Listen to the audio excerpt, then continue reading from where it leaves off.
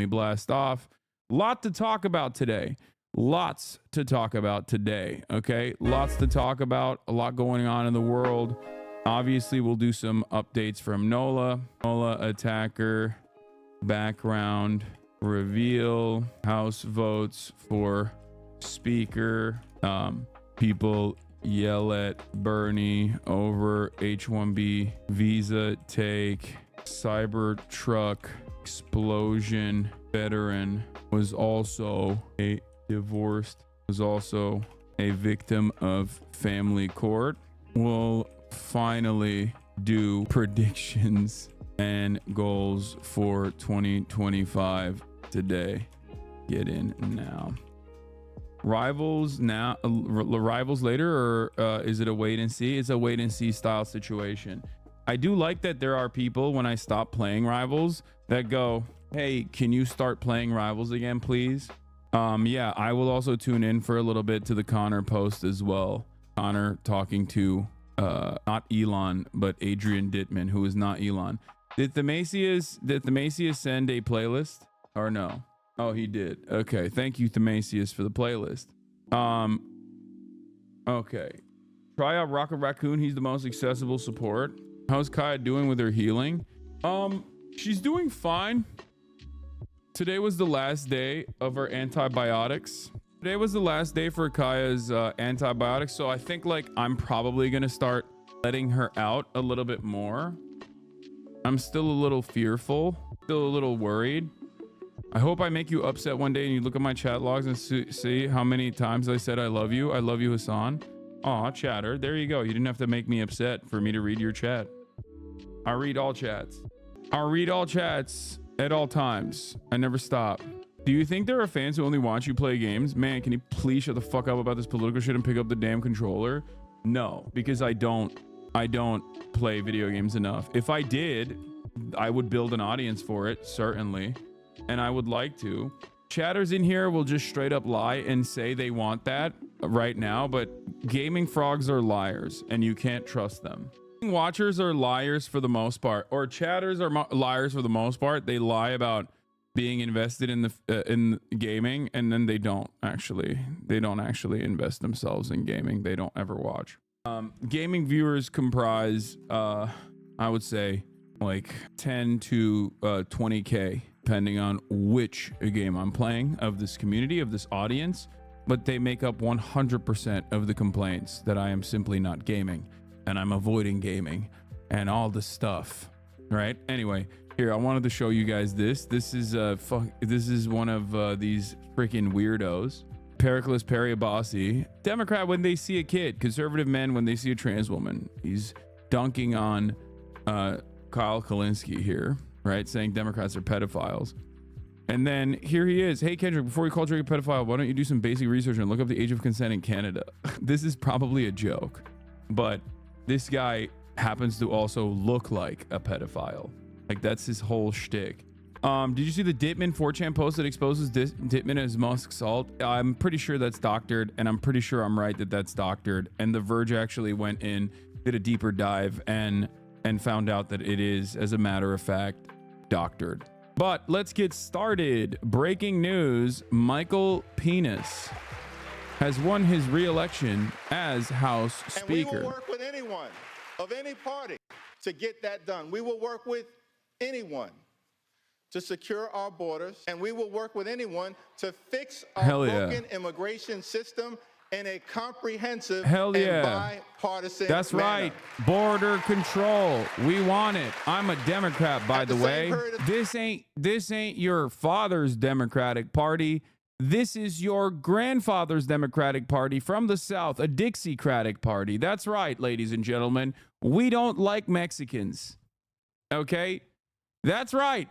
This is not your father's Democratic Party. This is not your Democratic Party. This is your grandpappy's Democratic Party from the South, specifically a Dixiecratic Party.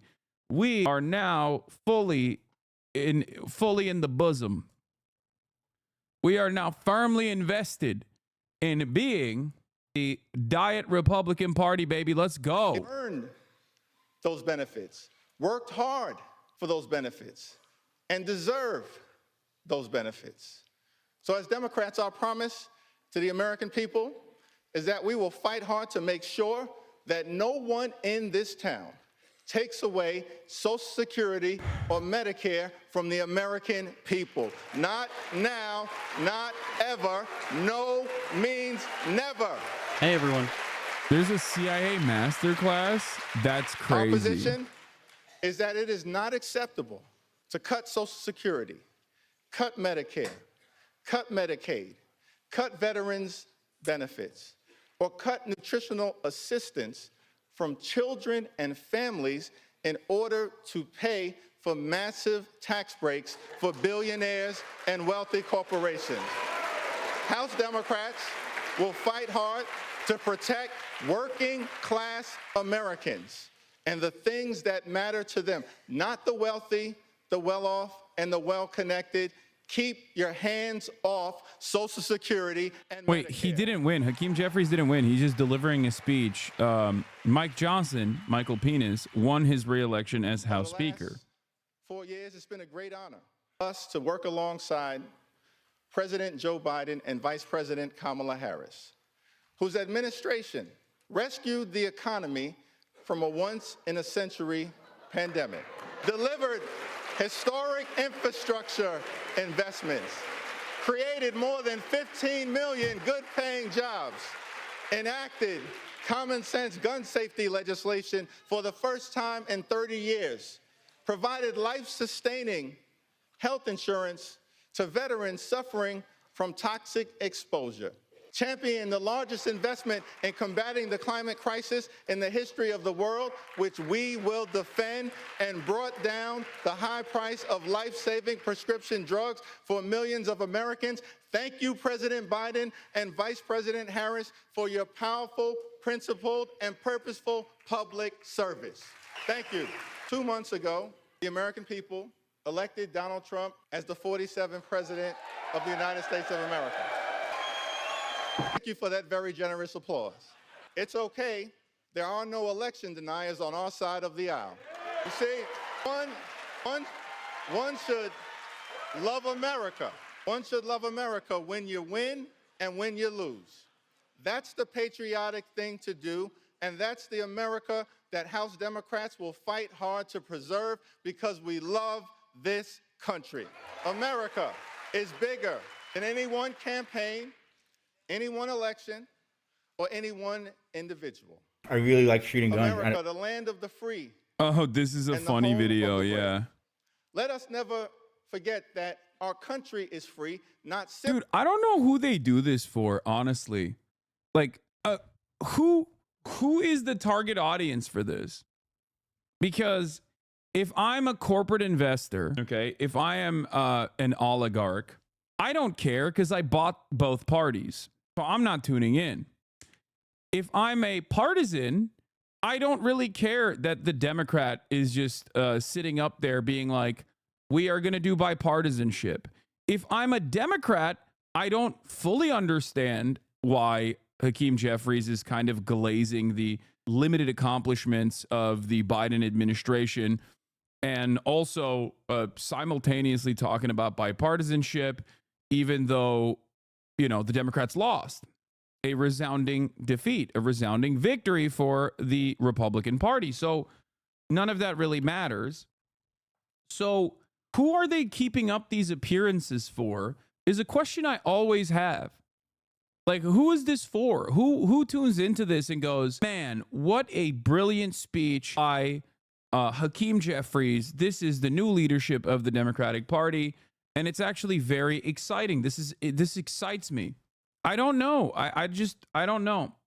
Maybe there's some grandmothers out there that tune into MSNBC that are still watching and haven't had their brains fried from the devastating defeat that the Democratic Party withstood in this election cycle.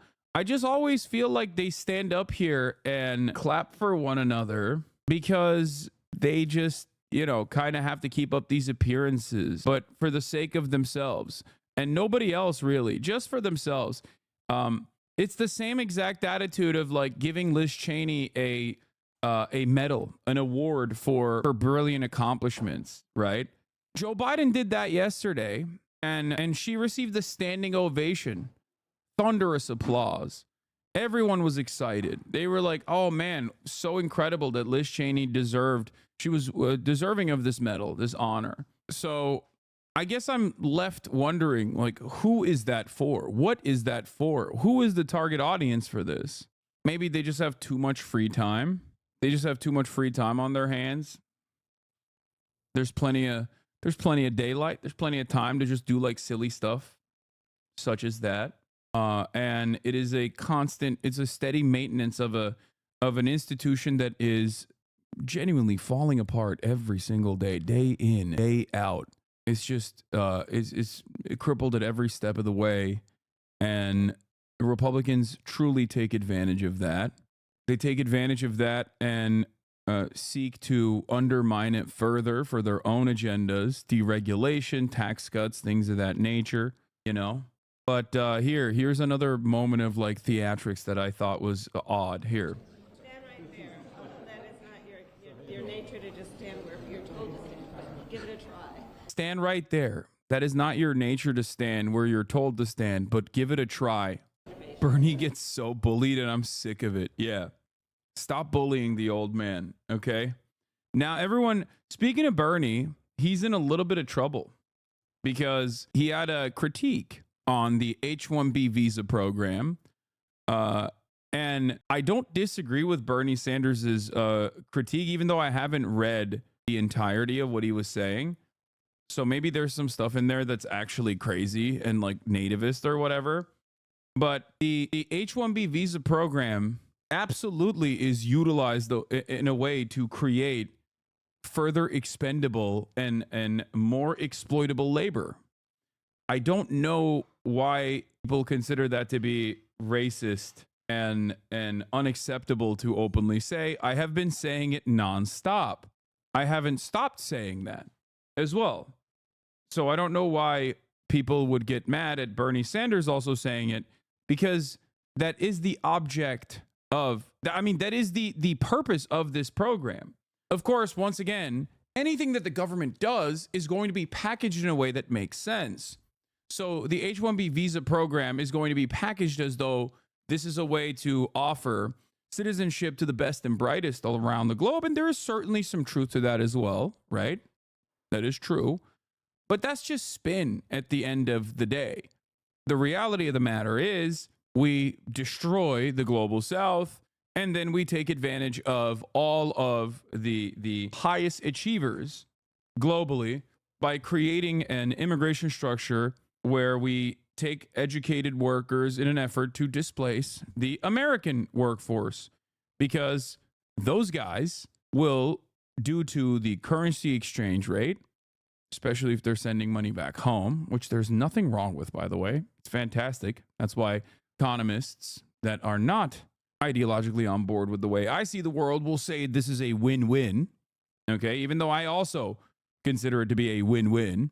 Due to the currency exchange rate, they are oftentimes interested or willing to take on jobs at a pay cut. But more importantly than that, if an H-1B visa worker loses their job, they get deported. So if an H-1B visa worker loses their job and they get deported, they are even more exploitable. So the solution to make this process more ethical and not a mechanism to displace and depress American wages is to ensure that there are safeguards that maintain wage parity and a parity for benefits offered and additional protections offered to all workers, including H-1B visa workers. Protection from deportation, for example. Now, if you were to do that, then that makes sense. Then bosses can't use the H-1B visa program to create extra exploited to create a hyper exploitable secondary labor market. Okay, that's it. That's the real solution. But of course, that solution is not necessarily one that benefits the capital owners. So, Bernie Sanders is in a lot of hot water. Let's take a look at what he said. News. We need major reforms in the H-1B program. Okay, is it in here? No, these are older videos from back in the day when Bernie Sanders said open borders is a Koch brothers policy. And the last time he talked about H-1B workers and the visa structure. And he has complained about it quite a bit. This is not new for Bernie Sanders. So let's read what he had to say. He wrote this yesterday. The current chairman of the Senate Committee on Health, Education, Labor, and Pensions today releases the following statement on H-1B guest worker visas and the recent debate concerning the program. Bernie said, there has been a lot of discussion lately about the H-1B guest worker program. Elon Musk and a number of other billionaire tech company owners have argued that this federal program is vital to our economy because of the scarcity of the highly skilled American engineers and other tech workers. I disagree. The main function of the H-1B visa program and other guest worker initiatives is not to hire the best and the brightest, but rather to replace good-paying American jobs with low-wage indentured servants from abroad. The cheaper the labor they hire, the more money the billionaires make. Where's the issue with this statement? This is 100% correct. The notion that there aren't skilled American tech workers out there that could be doing these jobs is completely, the notion that there are none in the current labor pool is not only silly, it's an abject lie. It's a lie that is channeled through mainstream resources as well, especially when you consider the hundreds of thousands of layoffs that have taken place in our Silicon Valley quantitative easing induced bubble that finally burst a little bit. Okay? In 2022 and 2023, the top 30 corporations using this program laid off at least 85,000 American workers while they hired over 34,000 new H-1B guest workers. There are estimates that as many as 33% of all new information technology jobs in America are being filled by guest workers. Further, according to the Census Bureau data, there are millions of Americans with advanced degrees in science, technology, engineering, and math who are not currently employed in those professions.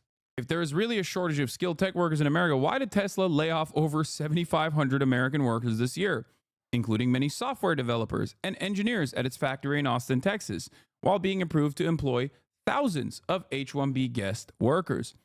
Moreover, if these jobs are only going to the best and brightest, why has Tesla employed H-1B guest workers as associate accountants for as little as $58,000, associate mechanical engineers for as little as $70,000 a year, and associate material planners for as little as $80,000 a year?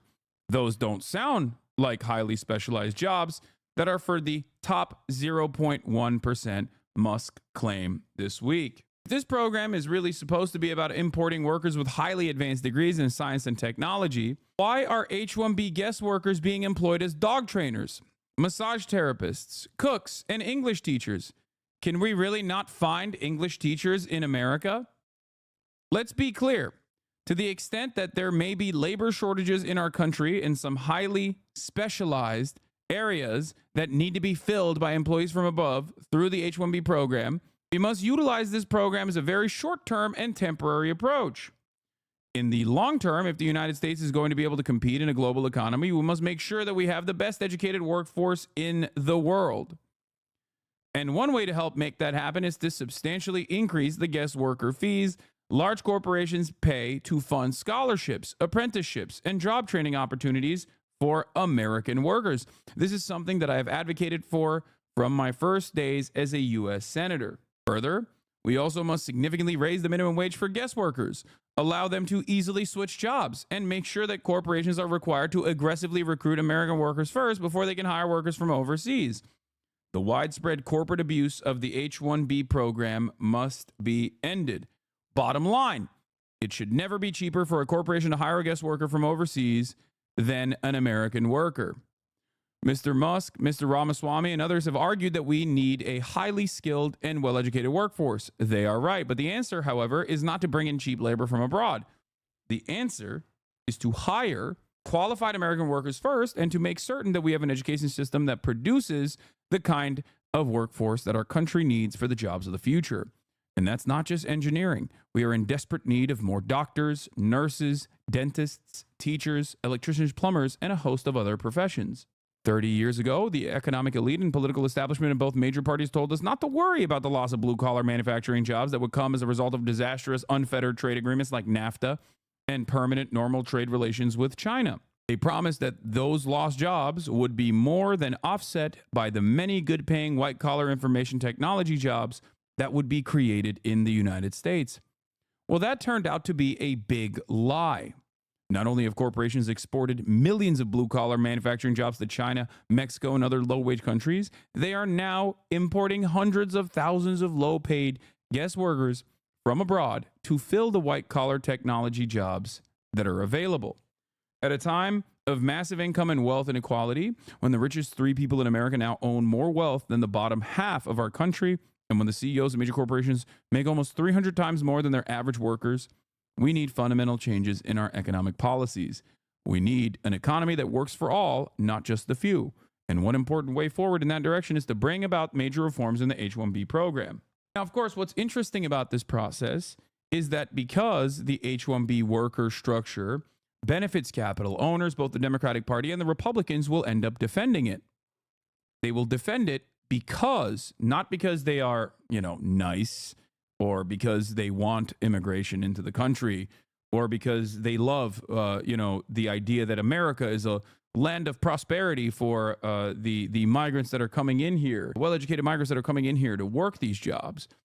They only care because, once again, there is additional exploitation, which means that profits will go up because it means that you can depress wages further. Okay? So that is the real reason. And the real reason why people can be endlessly racist to the undocumented migrants on both sides of the aisle as well is because there is always an endless well of undocumented migrants that are crossing the border to come and work at these very low wage jobs. Now we're not talking about the H-1B visa program. Now we're talking about migration patterns. Okay? And the more people take a reactionary stance towards migration from either party, the easier it is to dominate them. And the more you dominate them, the more you dehumanize them, the easier it is to exploit them. There will never come a time where, no matter how cruel the border policies are, where people from Guatemala, people from Mexico, people from El Salvador, and many other places are not going to seek refuge in the United States of America. They will always come to the United States of America because of what we have done to their countries. We've destabilized them. Okay? Classy if you're rich, H-1B, trashy if you're poor, undocumented. Most of this argument from the right unironically stem from white nativist anti-immigrant stances. They think Indians and the Chinese are lesser than they are. Okay? They get mad that Indian workers and Chinese workers are replacing them. But they would get mad if it was Polish workers as well. Trust me. Because there is a real, beyond the white supremacy, there's a real anger and resentment that people feel that they misdirect towards their fellow workers. There is no difference between a Indian worker or an Italian worker or a Polish worker and an American worker. There is no difference there at all. They have the same exact class interests. Okay? They do. It is always the systems that are designed in a way to pit you against the Indian or Chinese H-1B visa workers, just so you understand. Megaphonic says, my read of this is that two things to be true. Bernie's right in pointing out the inherent exploitations of the existing H-1B system and providing common sense reforms to fix them, while also being wrong to make a nativist adjacent argument about it. Americans should get jobs first instead of just welcoming immigrants as Americans. It feels incongruous for him to support easing immigration restrictions while making this argument. Yeah, the only part of this that that comes across as like a little, I mean, if you're hypersensitive and don't believe that Bernie Sanders cares about like migrants or whatever, then you can read this part as like, oh, well, or where is it? Where is it? If you're hypersensitive about it, I think like there's a couple parts where he just like basically talks about like these have to be American workers first. How is Americans should get the jobs first a little nativist, bro? But I don't think it is. I don't think it is at all. Because if you understand the H-1B visa guest worker program to be created specifically to displace the American labor pool with an easier to exploit labor force that you ship from overseas, then yeah, of course you're going to say, no, you got to make sure that you hire Americans first in the United States of America. Because if you don't do that, then you arrive at another point that Bernie Sanders makes very clearly here. You arrive at NAFTA. You arrive at permanent normal trade relations with China. He's absolutely right about that. We talk about how American manufacturing was gutted and destroyed. We talk about the ghost cities in middle America, where places that relied on one corporation basically dominating the town and being its lifeline, only to leave that town and leave it desolate as a consequence. They leave that town because they ship the manufacturing jobs overseas. And at the time, the way that this was packaged by liberals and Republicans, who are also liberal alike, was to, one, on the Republican side, this is great for our profits. This is great for our profits. This is going to do free trade. This is incredible. This is an incredible opportunity. And for the liberals, the argument was, well, we're helping these countries. Now, of course, in most circumstances, American dominance continues, and therefore, those countries are not able to take in the foreign capital and use it to their advantage. China is the one exception to the rule, and we have never forgiven them for it. If China also operated in the exact same ways as Mexico, because Mexico is so close to the United States of America, so deeply entrenched in American politics and American intervention, Mexico was not able to, due to corruption and the implementation of a narco state, was not able to distribute its funds, its foreign capital, in the same way to engage in even development and urbanization in the way that China did. China, due to being seen as a counter to the potential Soviet regime with the Sino-Soviet split and a multitude of different factors, was able to take in that foreign capital and evenly distribute it amongst this population through central planning. And like I said, if your attitude was that China will never be able to reach reach a competitive level and become a hegemon that will outcompete the United States of America in key sectors in a matter of 3 to 4 decades, then yeah, you're thinking, yeah, we can consistently keep dominating them and use China and the Chinese population as slave labor overseas. The problem, however, is that due to central planning, due to a genuine interest in building the Chinese nation state, China was able to take that foreign capital and distribute it in a way that genuinely improved the lives of 1 billion Chinese people, taking 800 million Chinese people out of the throes of abject, extreme global poverty in a matter of decades. This is unconscionable, and it is completely unacceptable, and that is the reason why we are already in the throes of a second Cold War, this time against the red threat of China. The liberal take on what he said is in fact the racist take.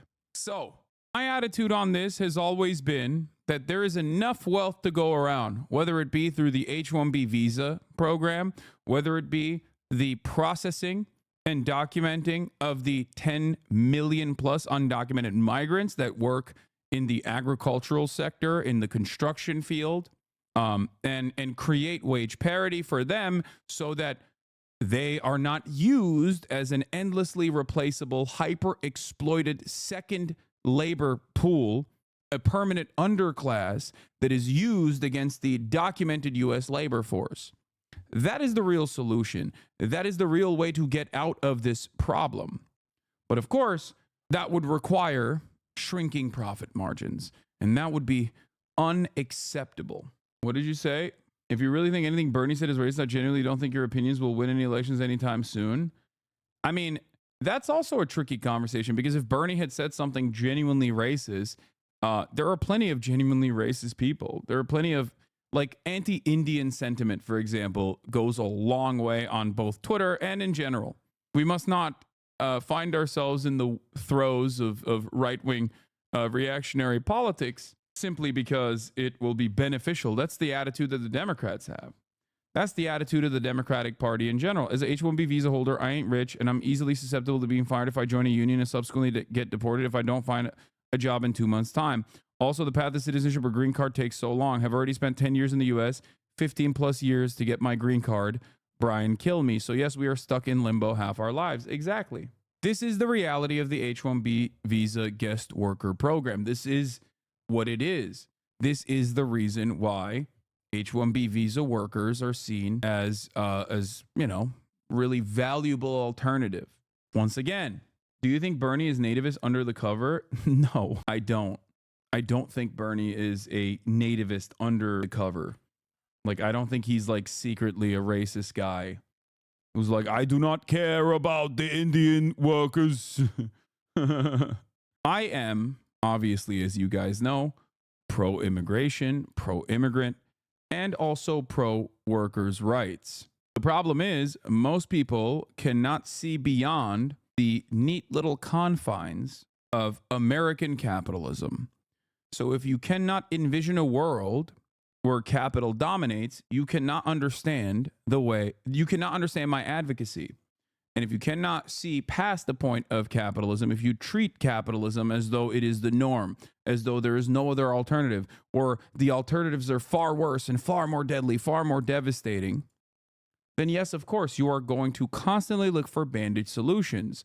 And those bandage solutions are going to always be right-wing reactionary. If you cannot envision a world where the American criminal justice system is dramatically changed, right? Where we focus on rehabilitation rather than incarceration, where we try to solve the underlying material inequalities where crime manifests, then yeah, you're going to be like, crime is out of control. We have to do something about it. You're going to have the shaky Gurga, Uncle Jenk attitude on crime. You're going to say, there's crime everywhere. We got to deal with it. We got to deal with it. How do we deal with it? Well, through more apprehension, more detention, more draconian measures, please. I look to the past 200 plus years of American history and American attitudes towards crime and punishment, and I see an abject failure of that kind of attitude. America has some of the worst crime and punishment systems on the planet. One of the worst, one of the most inhumane structures for criminal punishment. Sure, we like to think highly of ourselves and say, well, at least we're not caning people like they do in Singapore or Malaysia, right? We don't have corporal punishment, but we still torture the overwhelming majority of criminals under the overwhelming majority of convicts, overwhelming majority of criminals under our criminal justice system. We punish them excessively, okay? We don't hang people. We don't shoot them. We're not barbaric. We don't decapitate them. We don't behead them. That is barbaric. We simply find other alternative methods of execution. Oh, it's still capital punishment at the end of the day, a practice that has been banned in many other comparable OECD nations. Somebody in the chat claims that Bernie is a nationalist. That's funny. Yeah, they're gonna be shameless about it and say Bernie is a nationalist socialist. Bernie's a Strasserite.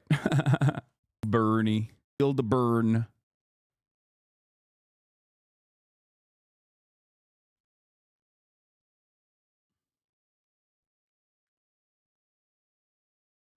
Not to mention that the U.S. is responsible for a lot of the third world violence, both directly and indirectly. Absolutely. I think the irony also revolves around, and we're going to go back to, a different time where, well, lo and behold, Bernie Sanders still is warning about H-1B foreign workers replacing American labor.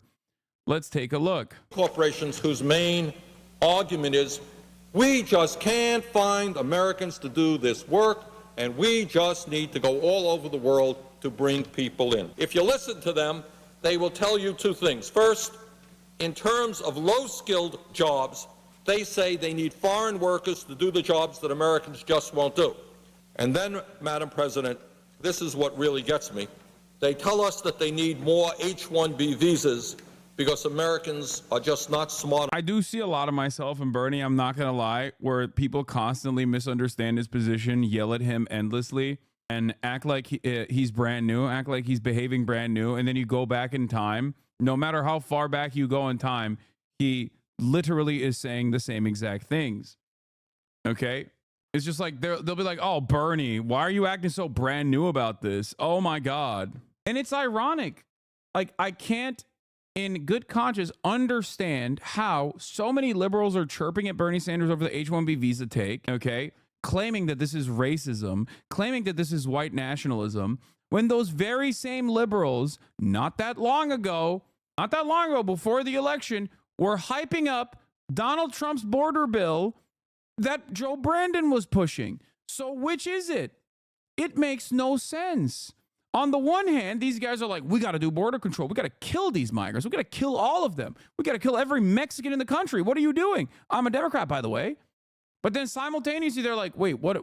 You mean that in a sector where there is unimaginable layoffs, these guys still have room for H-1B visa workers? Because it kind of feels like it's used as a mechanism to displace the existing American labor force and bring in, without any sort of wage parity initiatives, create a structure where you are basically taking advantage of a labor force, an educated labor force that's coming from overseas, from countries that we have dominated for years and kept poor for the most part. And it's odd. It's odd to take this approach where you're like, we have to start killing Guatemalan immigrants at the border, and then simultaneously say, he's the real racist. Here's an example of this. Here's a prominent example of this from prominent liberal, not even prominent, but just like a liberal that loves complaining. Kentuckian Milan Coniste says, liberals calling Bernie anti-immigrant for correctly pointing out that corporations love H-1Bs because it lets them exploit immigrant workers is real rich considering how ready and willing, yada, yada, yada. Armand Domaluski responds and says, we're calling Bernie out because he, A, explicitly lies about the program, saying it covers cashiers and dog walkers, and B, he parrots reactionary arguments about immigrants cutting American wages, which is a flat-out lie. Not that long ago, only a couple months prior, he says, Kamala Harris ended the Trump border crisis. The audacity, barbarism critic says, the audacity of these fucking libs have to pretend they weren't repeating right-wing border crisis bullshit and promoting Donald Trump's immigration bill not 2 months ago. I wonder what's worse for immigrants, reforming the H-1B program or shutting down the border. They truly expect none of us to have a longer memory than Dianne Feinstein. Why do companies want H-1B workers when they could probably outsource for cheaper? They are already doing that. In the field of IT, especially with IT, especially with outsourcing becoming more easily accessible, people oftentimes do outsource. But that's the H-1B. The H-1B visa program is outsourcing in and of itself. That's what it is. H-1B visa is outsourcing for jobs that require you to be here. What is this? Bhaskar also disagrees with Bernie.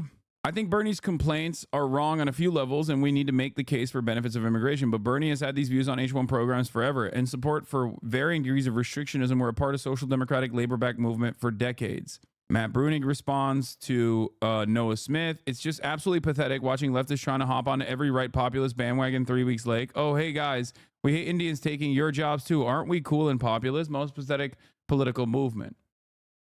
I think this is a false interpretation, understandably, from Noah Smith, who is paid to be wrong. I don't think that leftists are saying that.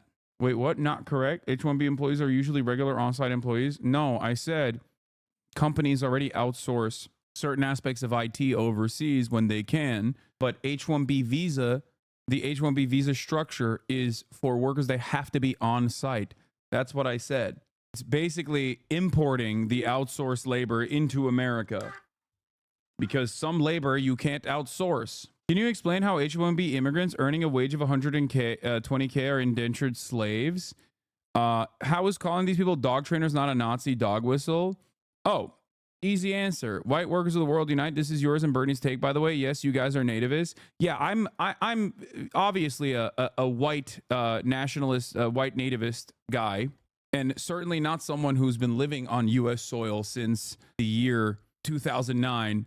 Who has advocated for immigrants in more comprehensive ways than you ever will for the rest of your life.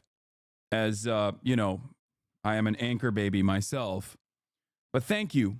Thank you. All right. So at least the Nazi was right and honest when they said the H-1Bs because they hate immigrants. So here's the thing. Can you explain how immigrants earning a wage of 120K are indentured slaves?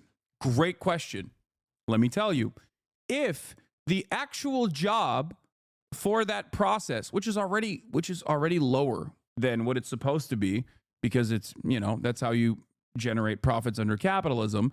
If the actual job previously, the wages for that same job previously was $200,000, and now you are able to make someone do more work for only $120,000, then yes, you have successfully lowered the price, lowered the wages for that same exact job, and you're even getting more output from that same worker. Why are you getting more output from that same worker? Because that worker has an additional vector of exploitation. If they lose their job, they have 2 months to gain, 2 months to find gainful employment, or else they get deported. Okay? This is something that I've talked about quite a bit. This is just, incredibly coercive. So that is how it works. Because if you lose your job as one of the many H-1B visa workers that are currently working on U.S. soil, like many of my chatters, including the one that just talked about their experience, correctly told you, it takes 10 to 15 years minimum to even get a green card through the H-1B process. That's number one. Number two, when you don't have a green card, when you don't have permanent residency, when you don't have a pathway to citizenship, you are easier to exploit. That's how it is. I agree with you and Bernie a lot, but was it really hard for him to put a footnote in his take like P.S. racism against brown people bad instead he compared them to dog trainers? No, the reason why he brings up dog trainers in hhis argument is because the H-1B visa program is not for the tippy top of labor, and there's no other way to get these guys to work in highly specialized fields. And instead, H-1B visa workers are used in entry-level positions to outsource American laborers. That's it. And that's correct. Okay?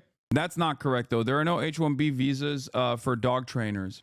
Dude, I like that Bernie Sanders gives a comprehensive breakdown of how exploitative the H-1B visa program is, and liberals laser in on something that they can potentially use to undermine the broader analysis by saying that this guy who has dedicated his life to, social justice, civil liberties, and the like is actually secretly racist. This 900-year-old Jewish man is actually secretly a racist guy in hiding. And it came out now. He's actually racist, and he's using left populism to finally finally get his true white nativist agenda across. Yeah.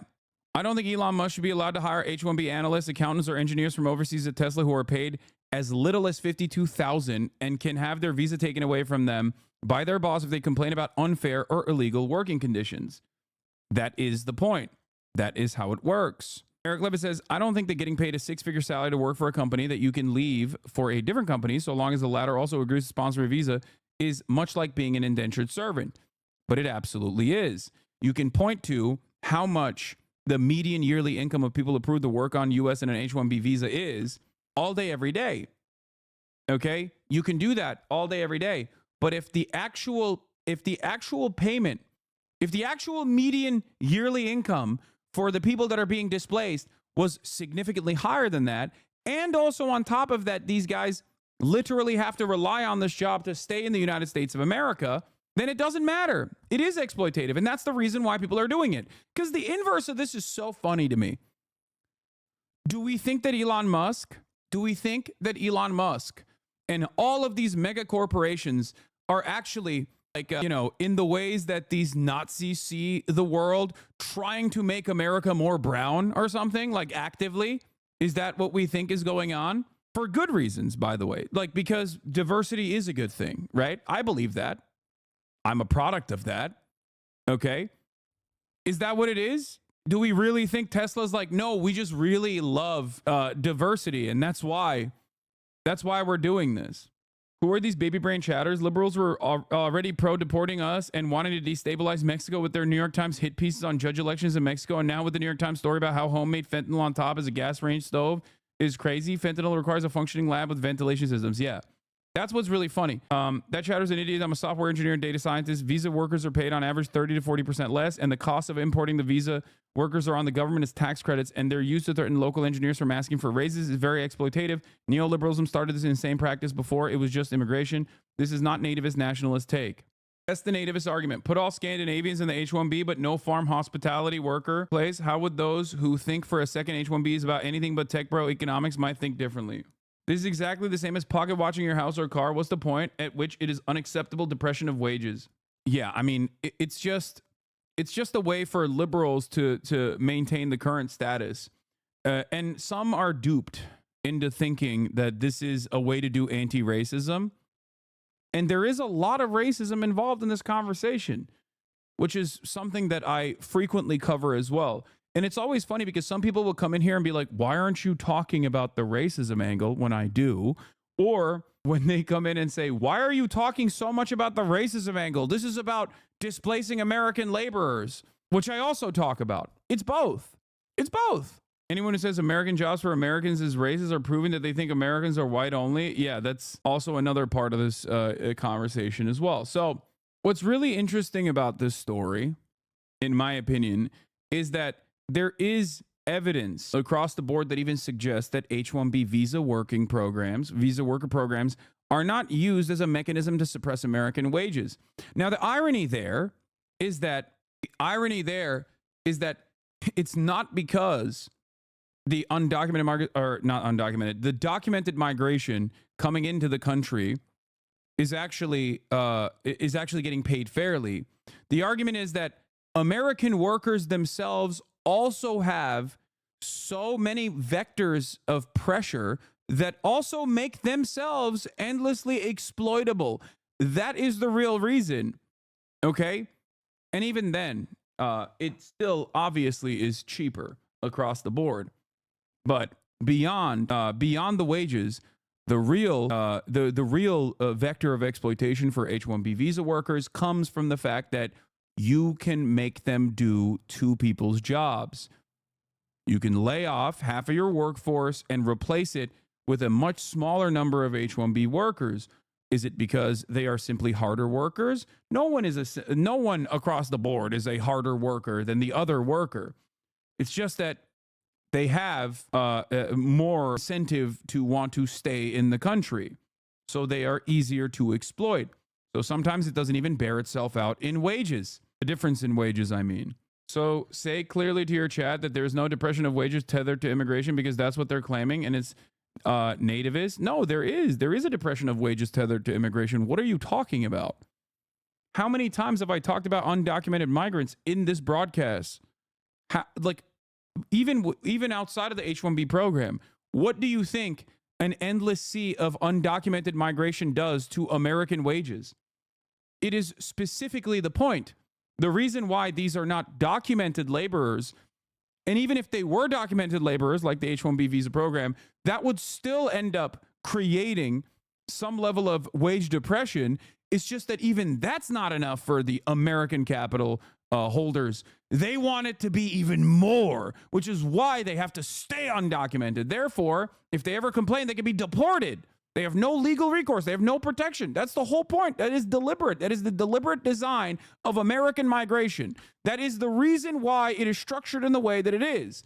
And the same principle goes for legal immigration as well. Fewer immigrants mean more jobs. Wait, what? Not so, economists say. What is this? When the federal government banned the use of farm workers in Mexico, California's tomato growers did not enlist Americans to harvest the fragile crop. They replaced the lost workers with tomato picking machines.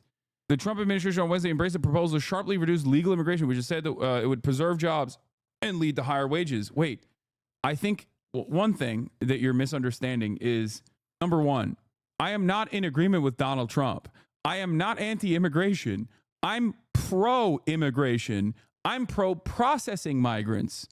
Okay? You are? GG? Oh my God, I'm losing my mind. The solution to the constant flow of migration depressing wages is not to stop it dead in its tracks. It's never going to happen regardless. And capital owners know that already. And that's why they rely on the endless white nativist sentiment. Okay?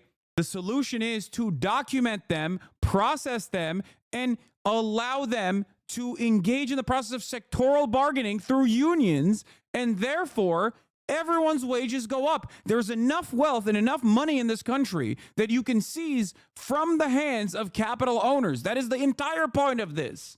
It's so funny because this is probably something that I've argued for a million times over. And it seems like a lot of people have just sat in this chat and not listened to what I was saying when I was talking about this exact same structure. But economists say the tomato story and a host of related evidence show that there is no clear connection between less immigration and more jobs for Americans. Rather, the prevailing view among economists is that immigration increases economic growth, improving the lives of the immigrants and the lives of the people who are already here. This is the one area where I do agree with the economists. Okay? Immigration is a win-win, except immigration, if done correctly, if done in an ethical manner, would be a win-win. Okay? You get migrant workers that come into the United States and immediately get a pay raise in comparison to the wages that they would have gotten in their home nations. That way they can send money back home. Okay. That's number one. And number two, it improves the material conditions in their host nations, and it improves the conditions in the United States of America if there is a necessity for, I mean, we don't have a finite labor pool, right? We don't have a lump of labor. That is a fallacy. But the way that the immigration structure is designed, where you do actually have a second-class migration and a permanent underclass in the form of undocumented laborers, you do create a lump of labor, or rather, you do create a structure where you can basically depress the wages across the board because they can always be replaced. American laborers can always be replaced with undocumented laborers. Honestly, one of your most salient points you ever made, at least for me, is when you said you deal with undocumented immigration by improving the living standards of said country, or make immigration so brutal that it's pretty much a death sentence or a slavery sentence if we did not reform immigration. Yes, there's only two ways out of this.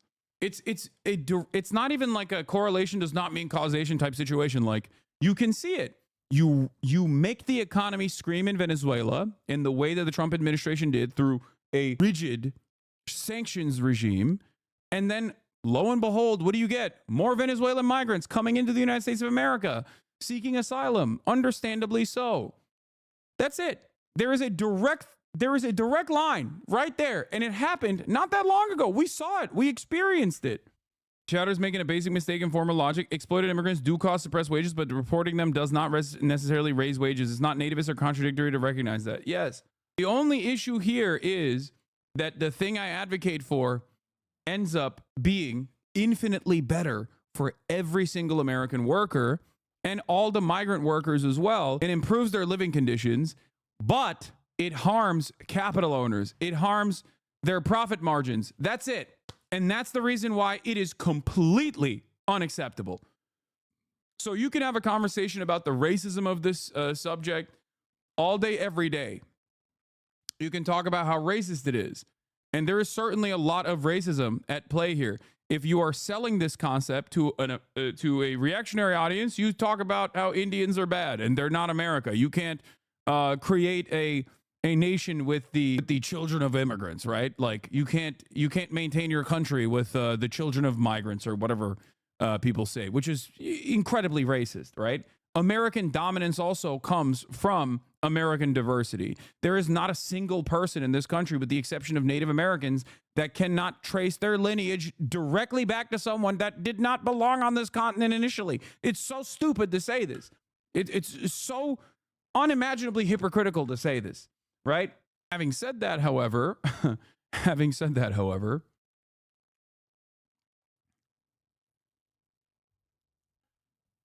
the way, this is why I always recommend Aviva Chomsky's book, specifically talking about the way that, like, people became undocumented, okay? She's written extensively on this. They Take Our Jobs in 2007, and 20 other myths about immigration. But the one I'm talking about is one of her latest books, which is Undocumented, How Immigration... Where is it? Hold on. Undocumented, How Immigration Became Illegal. She wrote this book in 2014. It's a great book. It basically talks about the concept of an undocumented migrant and why it exists and what it is utilized for at the behest of capital owners. Okay? That's why when people say no human being is undocumented, what are you talking about? Yeah, it sounds like squishy lib shit, but it also is true. What do you mean undocumented? What's the difference? What is the difference between someone who is an undocumented laborer and a documented laborer? There's no difference in terms of their class interests. It's not like undocumented workers are monolithic. It's not like undocumented immigrants are monolithic. They're coming from all around the planet, from so many different places, different walks of life, different ethnicities, different backgrounds, different creeds. You think they all are monolithic in their understanding where they're coming in? No, the only difference between an undocumented worker and a documented one is paperwork. That's it. They want the exact same thing that you want: shelter, food, fill their bellies, a better future for their children, a better life. That's it. There is no invasion occurring. You know what I mean? That's just racist nonsense. And just like I've said time and time again, there's only two ways out of this. You either make the process of migration so costly, so taxing, and so incredibly cruel, okay, that you put undocumented laborers in concentration camps and you discard them as though they are not human. And that can be done through decades of dehumanization, which we are doing already. We're leaning in that. There's only two ways out of it: apprehension and detention and further exploitation, or a more ethical approach to migration and a more ethical approach to American foreign policy in general that keeps these host nations in dire circumstances, destabilized. Bernie is in practical terms advocating for a labor aristocracy with this recruit Americans first policy. That's the leftist critique. What? There is no depression of wages by exploiting immigrants specifically. It's a labor pool-wide phenomenon. Reserve army of labor, brother. Bernie is in practical terms advocating for a labor aristocracy with his recruit American. I love the notion that there is someone who is knowledgeable enough on Marxian thought that still thinks that one of the, like, that is still working at the behest of the ultimate neoliberal strategy. Bernie is in practical terms advocating for a labor aristocracy whose recruit American workers first policy is just genuinely incorrect. Just like you can't have nationalized healthcare without free college, okay? Because obviously no one who is saddled with hundreds of thousands of dollars of debt is going to be able to go and then work with lower wages to become a, to work in like rural areas as a doctor. Okay, all of these things are interconnected. The notion that you can solve the global labor issues, like the issues that especially the global South experiences, laborers in the global South experience, you cannot solve without also changing American foreign policy. Not a neoliberal strategy. The simple solution is give all workers protections, not American workers first recruitment. Wait, what? No, that's my argument. And Bernie also mentioned that too. I love the labor aristocracy argument, especially when talking about stuff like this, because it goes back to that funny take where it's like, I don't care about the American elite. I want permanent first world genocide on the American working class. I don't care about the American capital owners. I don't care about the American politicians. I want the American workers to suffer. I want the American workers to suffer more. Yes, I am an advocate for what you are saying. And so is Bernie. He also mentioned protections for the H-1B visa workers in an effort to make sure that it's only utilized in the way that people claim it's being utilized. Because the reality of the matter is, if there's wage parity and additional protections for H-1B visa workers, one, it automatically is good for all of the H-1B visa workers that are currently living on U.S. soil. They want that, obviously. And two, then you cut out the corporate incentive that is the corporate incentive that, like, they can work H-1B visa workers to the fucking bone. Okay? If they are no longer at the mercy of their corporate sponsors, okay, and fear deportation, if they don't work the weekends, if they don't work ridiculous hours, for example, then all of a sudden it's up to the corporation to hire exclusively highly skilled talent, which is what is supposed to be the major aspect of H-1B visa, the work structure to begin with. 2007, Bernie passes an amendment to increase H-1B employer fees to fund STEM scholarships for U.S. students. 2009, Bernie's amendment banning big banks from replacing U.S. workers with H-1B workers become law. This is kind of funny. You could literally point to this and say, well, here Bernie is defending all of those bankers that have exploited the American working class. Bernie is pro-financialization of America. Bernie is pro-financialization of the globe. Here he is defending the workers at banks. 2016, Bernie slams Disney for replacing U.S. workers with H-1B workers in Anaheim. The H-1B combo. Libs got mad that Nazis are dumb enough to think Bernie was on their side on this. It's two types of idiot with no material analysis. Yeah, that's why I say everyone's a liberal at the end of the day. Would you support a union for tech workers? Wouldn't that be similar to business unionism? Wait, what? Why would that be similar to business unionism? There's a difference between a capital strike and a work stoppage implemented by a labor union. You understand that, right? Tech workers are still workers. Their job does not require further exploitation. They're not like managers, okay?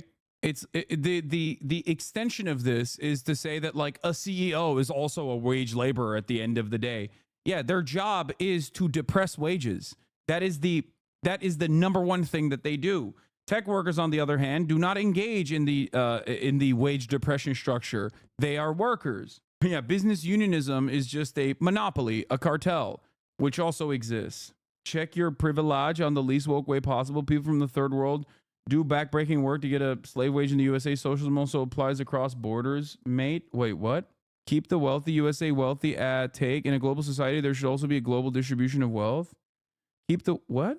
I'm confused about what is happening here because like I feel like we're back in the 90s and you got liberals like advocating for NAFTA, saying that this will be beneficial for the global South when it demonstrably has not been beneficial for the global South at all.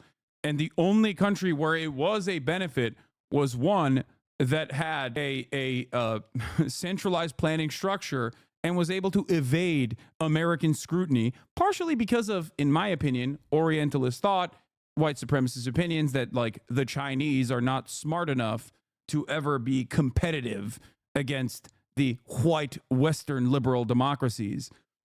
That's it. There's only one example on the planet that I can think of immediately. Okay, I'm sure there might be more, but there's one that I can think of, and that's China. That's the only country that has been able to utilize foreign capital that came by becoming a manufacturing hub for the globe, that was able to improve the material conditions of its working class. And we have never. Nah, you just saying buzzwords, dog. What? He's right. What's your rebuttal? He's right. He's right to what?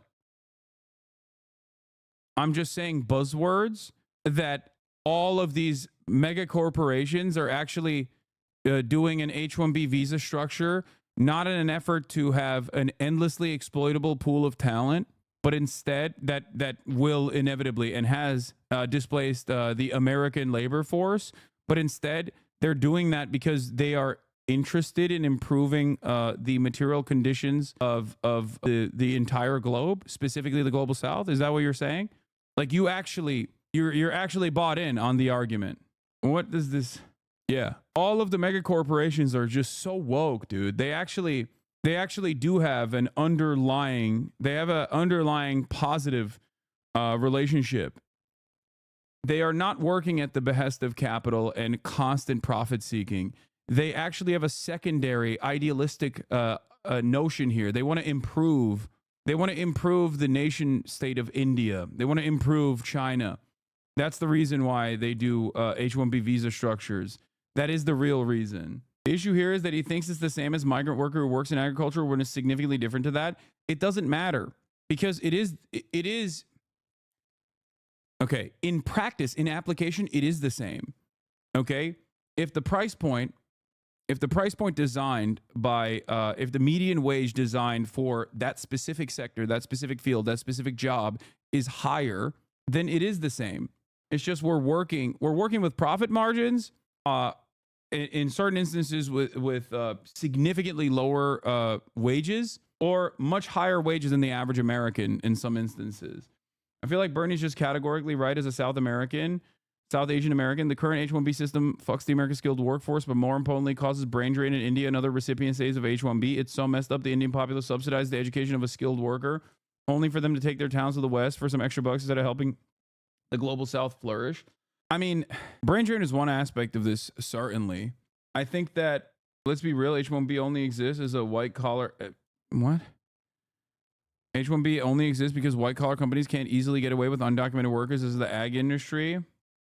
Well, also, yeah, it's because white collar companies need specialized workers. H-1Bs is currently implemented increased worker exploitation and depressed wages. That should be the end of the argument. It doesn't matter if it's U.S. citizens or immigrants being exploited. It's still exploitation. Okay.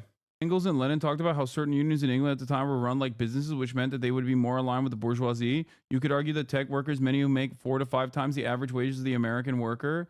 Yeah, you're right. Because as you know, the more money you make as a wage laborer, the less you are a wage laborer. That's also what Marx was saying. Dude, what are you talking about? What is this argument, dude? That's not how anything works. Okay, first of all, you're wrong. Tech workers do not make 5 times the average laborer in the United States of America. Okay, this is class politics. Income has nothing to do with that. It's ridiculous. Why do I talk so extensively about like players unions in the NBA, for example, or SAG-AFTRA and its protections that it offers to high-paid Hollywood celebrities?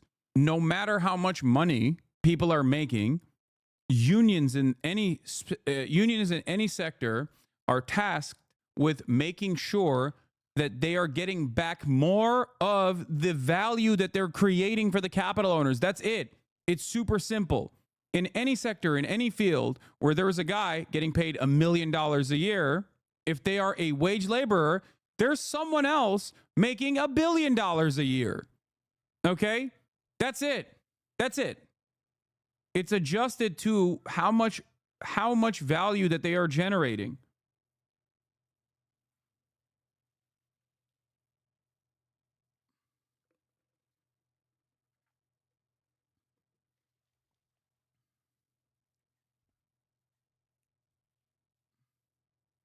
I've seen an incredible engineer with an H-1B get stuck in a position severely underpaid, had now years of experience than me. I was making 25K more. I was transparent about my pay and they were able to go back and get more money. They get absolutely abused by our system and it's by design. Salam, off topic, but a valid question. Do you not think your fundraising campaign that raised funds for Palestine way back gave Hamas the ability to carry out the 7th of October 2023 attack, even if not intentional? It's just something that weighs on my mind that I wanted to ask. Yes, the Palestinian Children's Relief Fund and the many other on-the-ground charities that we worked with that have to be sanctioned by the state of Israel to be operational to begin with inside of the Gaza Strip. Some of those children actually carried out the October 7 attack, even though we fundraised after the October 7 attack. That's the funniest, just curious take. Yeah, that's funny. No shot we arrived at Hassan at October 7. Yeah. Even though we fundraised after October 7, so that automatically disqualifies what you're saying. And even though if you knew anything about the philanthropic organizations, the aid organizations that work on the ground have to get previously sanctioned by Israel, like allowed to exist and operate in Gaza, because there's no way that you can get funds or resources into Gaza directly. In order for your question to be valid, I, one, would have to have a time machine where I could go back in time, and 2, be able to somehow directly fund Hamas and evade Israeli authorities. Do you think I have a time travel machine? Anyway, why is the chatter not responding? Following since 15 minutes ago. Anyway, he got his clip. I don't think that there is a good clip there for him in my response. What is this? Bernie's not responding to the full claim.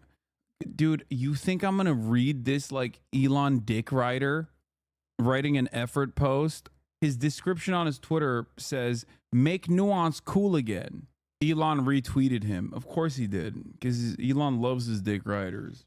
Bernie's not responding to the full claim. Elon and Vivek both acknowledge that the current H-1B system is broken and needs to be fixed so it isn't abused in the way Bernie describes.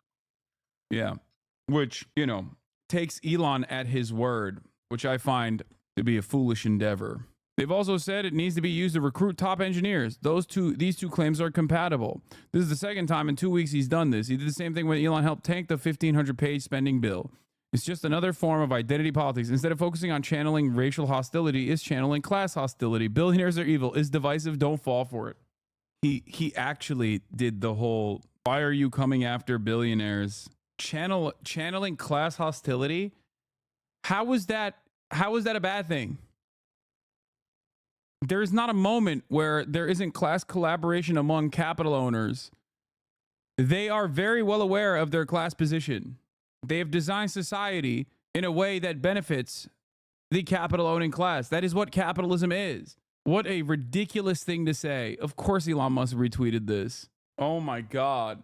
I like the way that this guy, liberals, right-wing liberals are so funny because their politics are so indecipherable when met with class politics, where they go, oh, you're doing identity politics, actually. Sir, you're doing identity politics by engaging in class.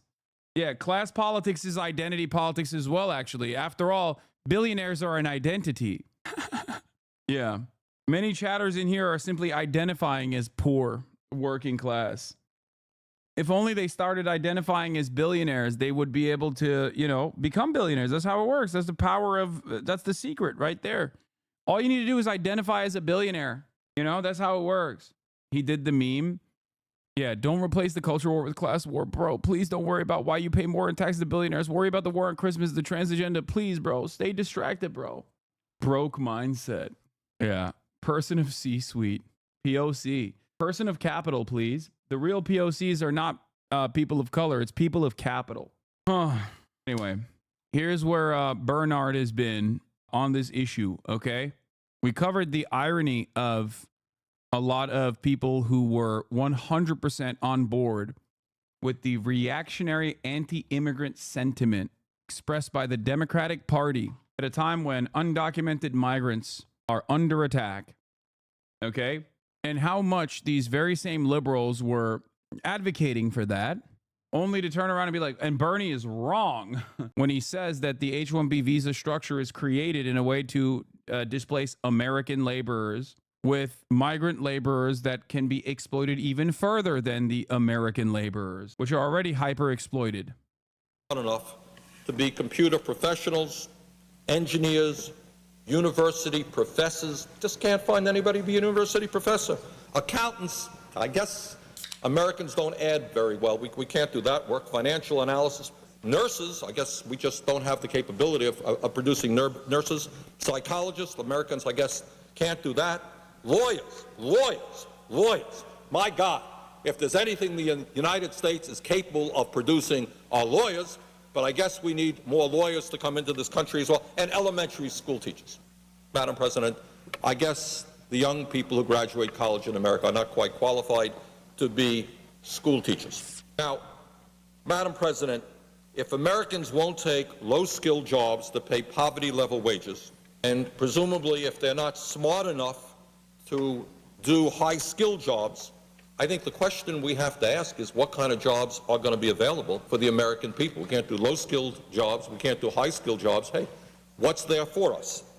And I happen to think that the Congress should be spending a lot more time discussing this issue and making it easier for us to create decent-paying jobs for American workers instead of allowing corporate interests to drive wages down by importing more and more people into this country to do the work that Americans should be doing. Whoa, Las Vegas guy had his manifesto released? Whoa. That's crazy. We'll take a look at that in a second. So Matt Brunig has a response. The various guest worker programs have drawn left-wing concerns for a long time.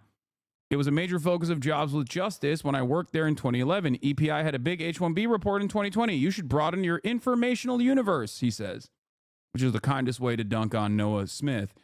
Basic argument is that guest worker programs create a second-class tier of worker, which is bad for both the guest worker, exploited, vulnerable to abuse, and native workers, undermined by second-class worker tier.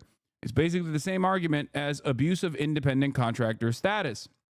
Of course, the challenge is that these issues could be resolved by reducing guest work and increasing actual immigration, which draws other sorts of opposition, or reducing guesswork without increasing actual immigration, which also draws other sorts of opposition. Another possible solution I've thought about would be universal unionization, sectoral bargaining, the usual stuff. I don't know. It seems like that could be a way to solve the problem. It just seems like it doesn't matter where you come from. It doesn't matter if you're from India, China, or from Oakland or Ohio, Springfield, Ohio. It doesn't matter. As long as you're a part of sectoral bargaining created by a union structure, you just get a basic level of wage and benefits, compensation and benefits that are given to you regardless. Feels like that's a more ethical process. Now, of course, that's crazy. Why is that crazy? Because that would undermine the profit seekers. That would ruin capital owners. You cannot do that. Incorporating guest workers into a collectively bargained agreements where they are necessarily equal and treated the same as other unit members would go a long way. It would be interesting to see what H-1B employers would say about mandatory collective bargaining for any employer using a guest worker program. I know Elon wouldn't be too happy. He's already of the mind that native Tesla workers shouldn't be allowed to unionize. Something that I've talked about quite a bit. Do you understand? Do you understand? Bernie's position should have been how the U.S. should protect H-1B workers, that they could be leveraged against other workers. His angle was stupid. No, he also brings that up as well in the argument. But if you are an American politician and you are watching certain sectors eviscerated, mass layoffs for tech workers that are highly skilled workers, American tech workers that are highly skilled, educated, and underemployed, then yeah, I think mentioning that first and foremost is apt, especially because he did also mention protections for the H-1B visa workers as well. But Bernie said dog trainers, and I didn't like that phrasing, so we unfortunately must continue the status quo. Yeah. Not gonna lie, I'm starting to become a hater as well. To be honest, you're a bit too often vindicated. It's just a bit suspicious at this point, not gonna lie. That's a weird reason to be angry at me, but okay. H-1B visa workers only want to come into America because we're destroyed their home domestic economies, and a lot of these job sectors are held them back, so they're decades behind. I mean, that's one part of it. There's a reason why you're not seeing a tremendous number of like Norwegian workers coming into the United States of America in the tech sector or something. You know what I mean? If your domestic conditions are apt, if your domestic conditions are fine, you are not going to seek out. By the way, yeah, I know that guy, that chatter was joking. That was an XUC point law. Isn't it suspicious? He's always on the right side of issues. That is wrong. They do come, but they get their green cards faster. No, not by the same numbers, though. I mean, I would love a breakdown of where H-1B visa migrant workers are coming from overwhelmingly. I would suspect that it's overwhelmingly from countries that are poorer across the board. A bleeding Representative Virginia Fox is currently receiving medical attention, holding her nose as she receives AIDS. Appears to have fallen down marble stairs on the west side of the house. Lots of blood, but officer tells me she's okay. As press is cleared from the area, she is conscious and talking. Virginia Fox is 81 years young. Someone said there were 25 people from Norway. Wait, 420. Oh my God. H-1B visa petitions by gender and country of birth fiscal year in 2019. 74% is from India. 11% is from mainland China. 1% is from Canada. 0% is from, Jesus Lord mercy, like Iceland. The total number is 33. So small. It's just 0%. There's also different visa structures for like, there's also different ways of getting legal permanent residency in the United States of America for different countries. So this doesn't show the entirety of the story. But if you're looking at H-1B in general, if you're from a country without many H-1B holders or petitions, the H-1B program actually works and you can get your green card faster. There's also obviously the number of citizens that live in those countries, obviously, a much larger country. Why Indians in particular? What knowledge do I lack here? Massive country, living conditions are not up to the same standards of the average citizen in the United States of America, and they all speak English. They learn English and speak English. Poor English-speaking country that the Western forces have dominated and kept destabilized and poor for a very long time. hyper-capitalist, and also very educated. Yeah.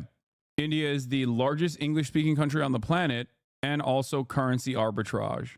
What is the percentage? What is the number of English speakers in India? The number of total English speakers in India is 228,538,090. Okay. The United States, the number is 297,400,000, at least according to Google. List of countries by English speaking population. I don't think those numbers are completely accurate. So less than 25%. Dude, what are you talking about? It's almost the size of the number of English speakers is virtually the size of the American population. Like it's almost up to the... America is a country where most of the citizens barely even speak English to begin with. That is a ginormous population of English speakers. Bro, the population difference, though, you are not making the point you think you are. No, I am making the point I think I am. It doesn't matter what percentage of the population of India speaks English. What matters is how many English speakers exist in India. That's the point. That is the reason why. That is the reason why it is a perfect opportunity for American corporations. If you ask me the question, like, why India, this is the answer. If you look at the list of countries by English-speaking population, what is this? Eligible population? What does that mean? Total number of English speakers. Number one is the United States of America with a total number of English speakers being at 297 million. Number two is India with 228 million. Nigeria is number three with 125 million. Why would the per capita matter in this situation? Why would per capita matter at all in this situation? You have a country where there are 228 million people that speak English. The language barrier is a massive barrier for foreign labor. Per capita in this regard doesn't matter at all. We are not making allocations for countries with what their percentage of English speakers are. If you combine India and Pakistan, the number of English speakers in India and Pakistan combined is larger than the number of English speakers in the United States of America. Are you for or against it? People fixated over the country? What do you mean, for or against what? I am for migration into the United States of America. I understand that it is part of the reason why America is the country that it is. Immigration, on the other hand, cannot be used as a mechanism to further exploit both the migrant population that's coming in and also the documented labor pool that exists in the United States of America. Currently, as it stands, given that this is a capitalist nation, that the way that this works is that H-1B visa structure, the H-1B visa structure is used as a way, privileged add take. Okay, if you say add one more time, I'm going to laser you. India's data is from the 2011 census. Today, almost all of India speaks, reads, and writes English. Also, hi chat. I mean, I'm sure it's higher. I don't think it's all of India, but cringe as Zoomer lingo. Inspo for less swearing. I have been swearing less so far, and I'm gonna continue swearing less, even though chatters do make it hard. Despite his rhetoric, Senator Bernie Sanders still voted to drastically increase H-1B visas in 2013. What is this? This administration was great. They're the ones that created the economic policies that the next one is going to take credit for. Like many of the House members who show up to ribbon cuttings for projects they voted against creating. The literal only people who say Biden was an effective president are paid to say it, like you, for example. Mike from PA still dunking on the Kamala-crats.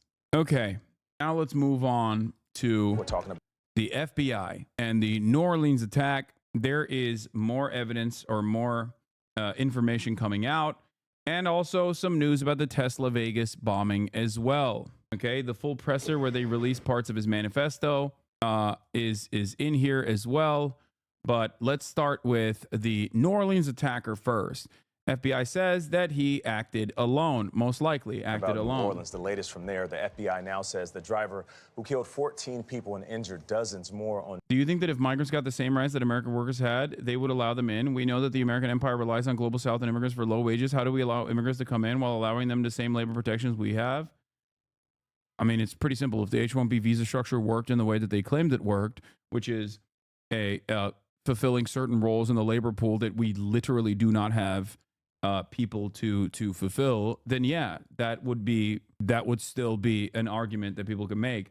It's also just incredibly nihilistic to assume that, like, I mean, there is truth to the white supremacist attitude where people are like, oh, we can't have healthcare, for example, because we constantly have migrants coming into the country and they can't use our healthcare. If we had healthcare, then then immigration would even increase. And it's like people will come in to steal our healthcare. People already lie and claim that the American welfare state is bountiful and that undocumented migrants take advantage of it all the time, even though the American welfare structure is not bountiful at all. We barely have any social safety nets. On New Year's Day acted alone. And it says there's new evidence that 42-year-old Army veteran Shamsuddin Jabbar was in. Do you think that H-1B workers should make a little less than American workers? No, I don't. I don't think that at all. Why would I think that? They're doing the same job. They should work the same hours and get paid the same. It's the same job. Why would I think that? I like this argument, though. He's like, come on, just a little bit. Just a little bit. Come on. Sorry, it was just a question. No, I know. I'm not treating you as a hostile entity. I just think it's funny and maybe a little cute the way you asked that question. Come on, just a little bit. What's the difference? Come on.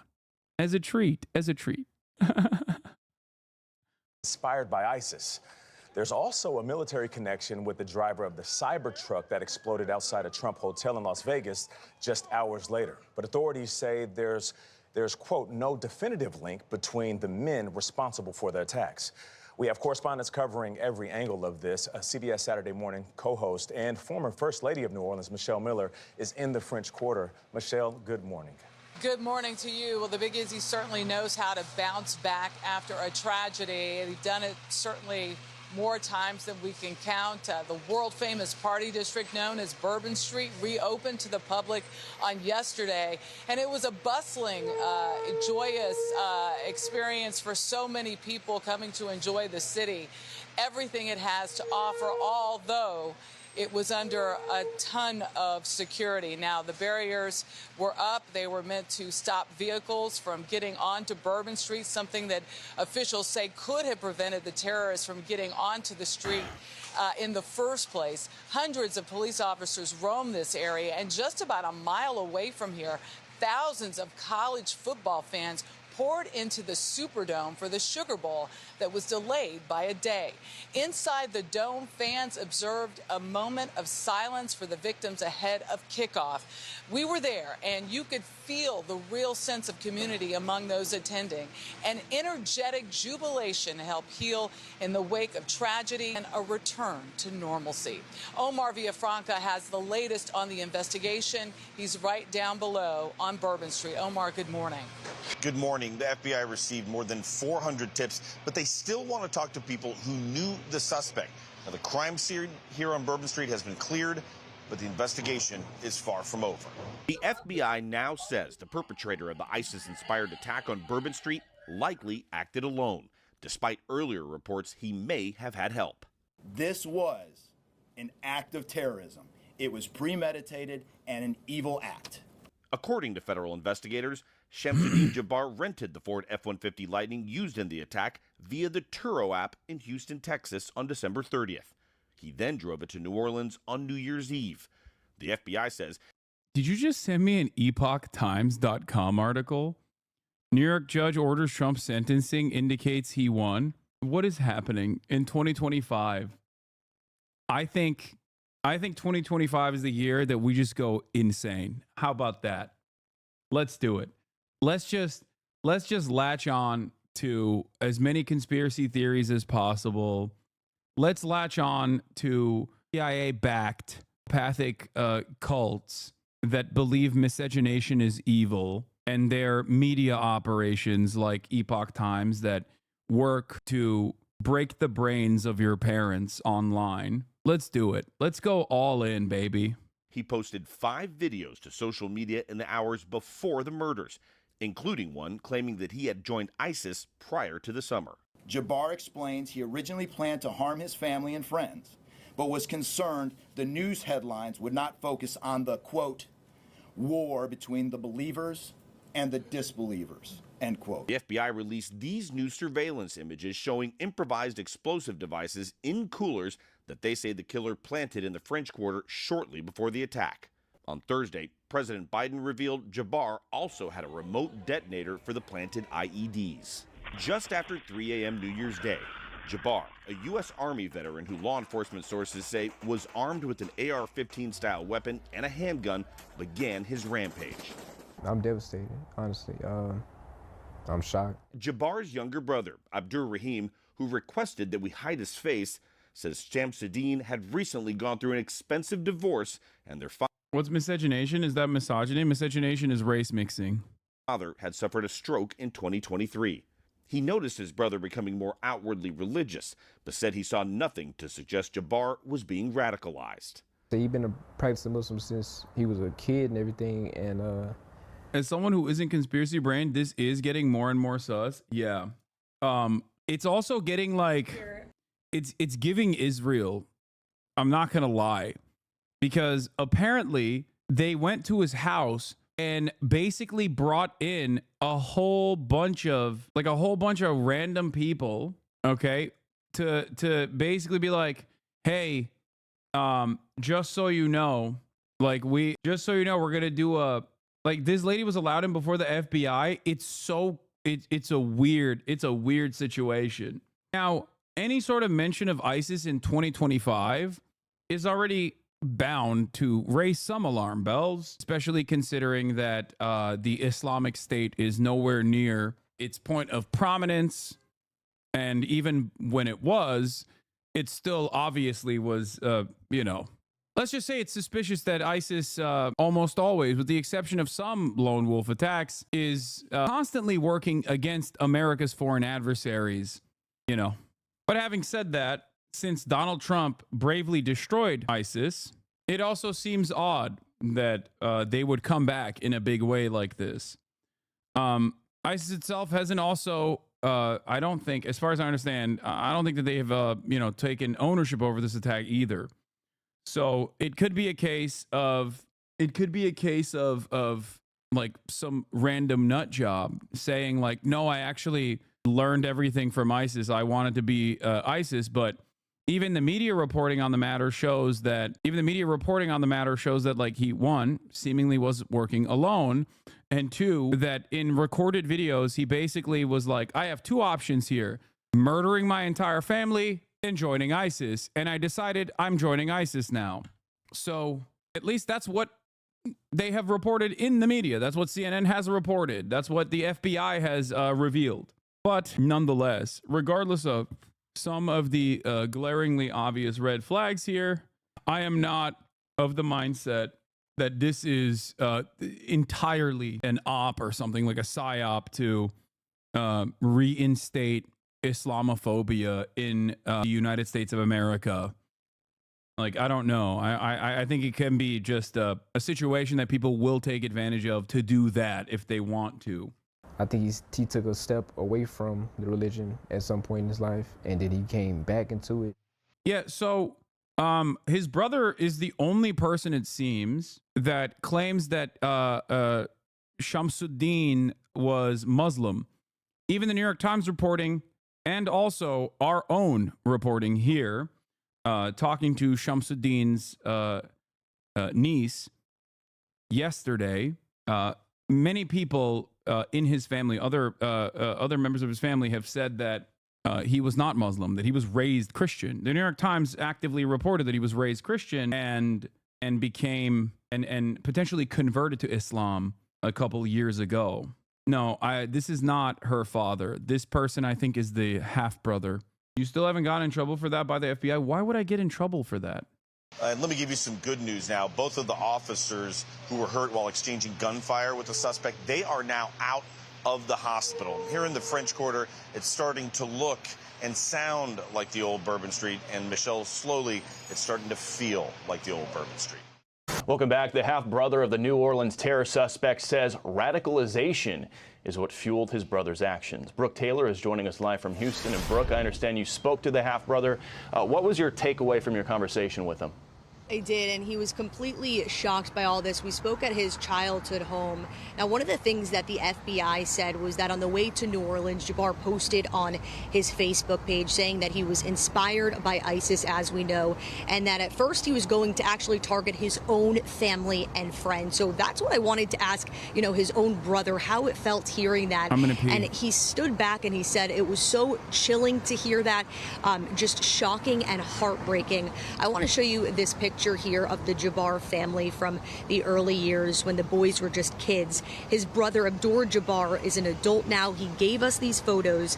He says they're 18 years apart and the family did not see any red flags. Shamsuddin Jabbar grew up in Beaumont, Texas, and went to Central High School. From 2007 to 2015, he joined the Army as a human resource specialist and information technology specialist. Then he had a quick real estate career and most recently working in IT again. Now, he says later in life, Jabbar seemed lost and on a, quote, path to self-discovery. He went through at least 2 divorces, had 3 kids, and according to court filings, was having massive money struggles. His brother says that he grew up Muslim, but he says Jabbar stepped away from his faith in the 20s. He said that decision to join the Army was just a way to get on the right path and really figure out his career. Now, he didn't want to show his face for his own safety reasons, but he spoke to us. He says his brother was trying to find a sense of purpose in his life, and as you mentioned, blames radicalization for this attack. I think so, yeah. I mean, yeah, from the military, and then after the military, after his divorces, I'm sure he was looking for some type of guidance to help, in his life, something to give him the right answers. This would be the only indication that I have that there was some radicalization that came into play, because, like I said, outside of this, nothing else raised any type of alarms. And investigators right now trying to identify that path, how we went from Army vet to ISIS supporter, and sources just told us that they confirmed there was bomb-making materials in his home here, but they wouldn't elaborate yet on exactly what those materials are, Bill. And that's got to be tough for the family to hear that he initially wanted to kill them, but felt it wouldn't generate enough headlines to do so. Brooke Taylor, great job getting that interview live for us in Houston this morning. And Omar, as I understand it, there is a vigil scheduled for the public here in the French Quarter on Saturday to mourn the loss of those who died. Of course, the loved ones of the 14 people killed in the attack are also mourning their losses. We have learned the identities of those 10 victims, or at least 10 of the victims. They range in age from 18 to 63 years old. Then he said that the stepfather was Muslim and that's how the perp became Muslim in his youth. No, she said that he was raised Christian by her mother and was estranged from his father, who I believe was Muslim. She said that the family was predominantly Christian, but because of their names, they regularly were targeted as though they were Muslim. Stepfather was Muslim, that's the reason. Is there any understanding of the motive yet? Yeah, the perp's father was Muslim, he was raised Catholic. Those options make no sense for a man in a corner. Those two things have zero connection for a man who thinks he has nothing left. One is a complete loss of anything he has left with his own hands.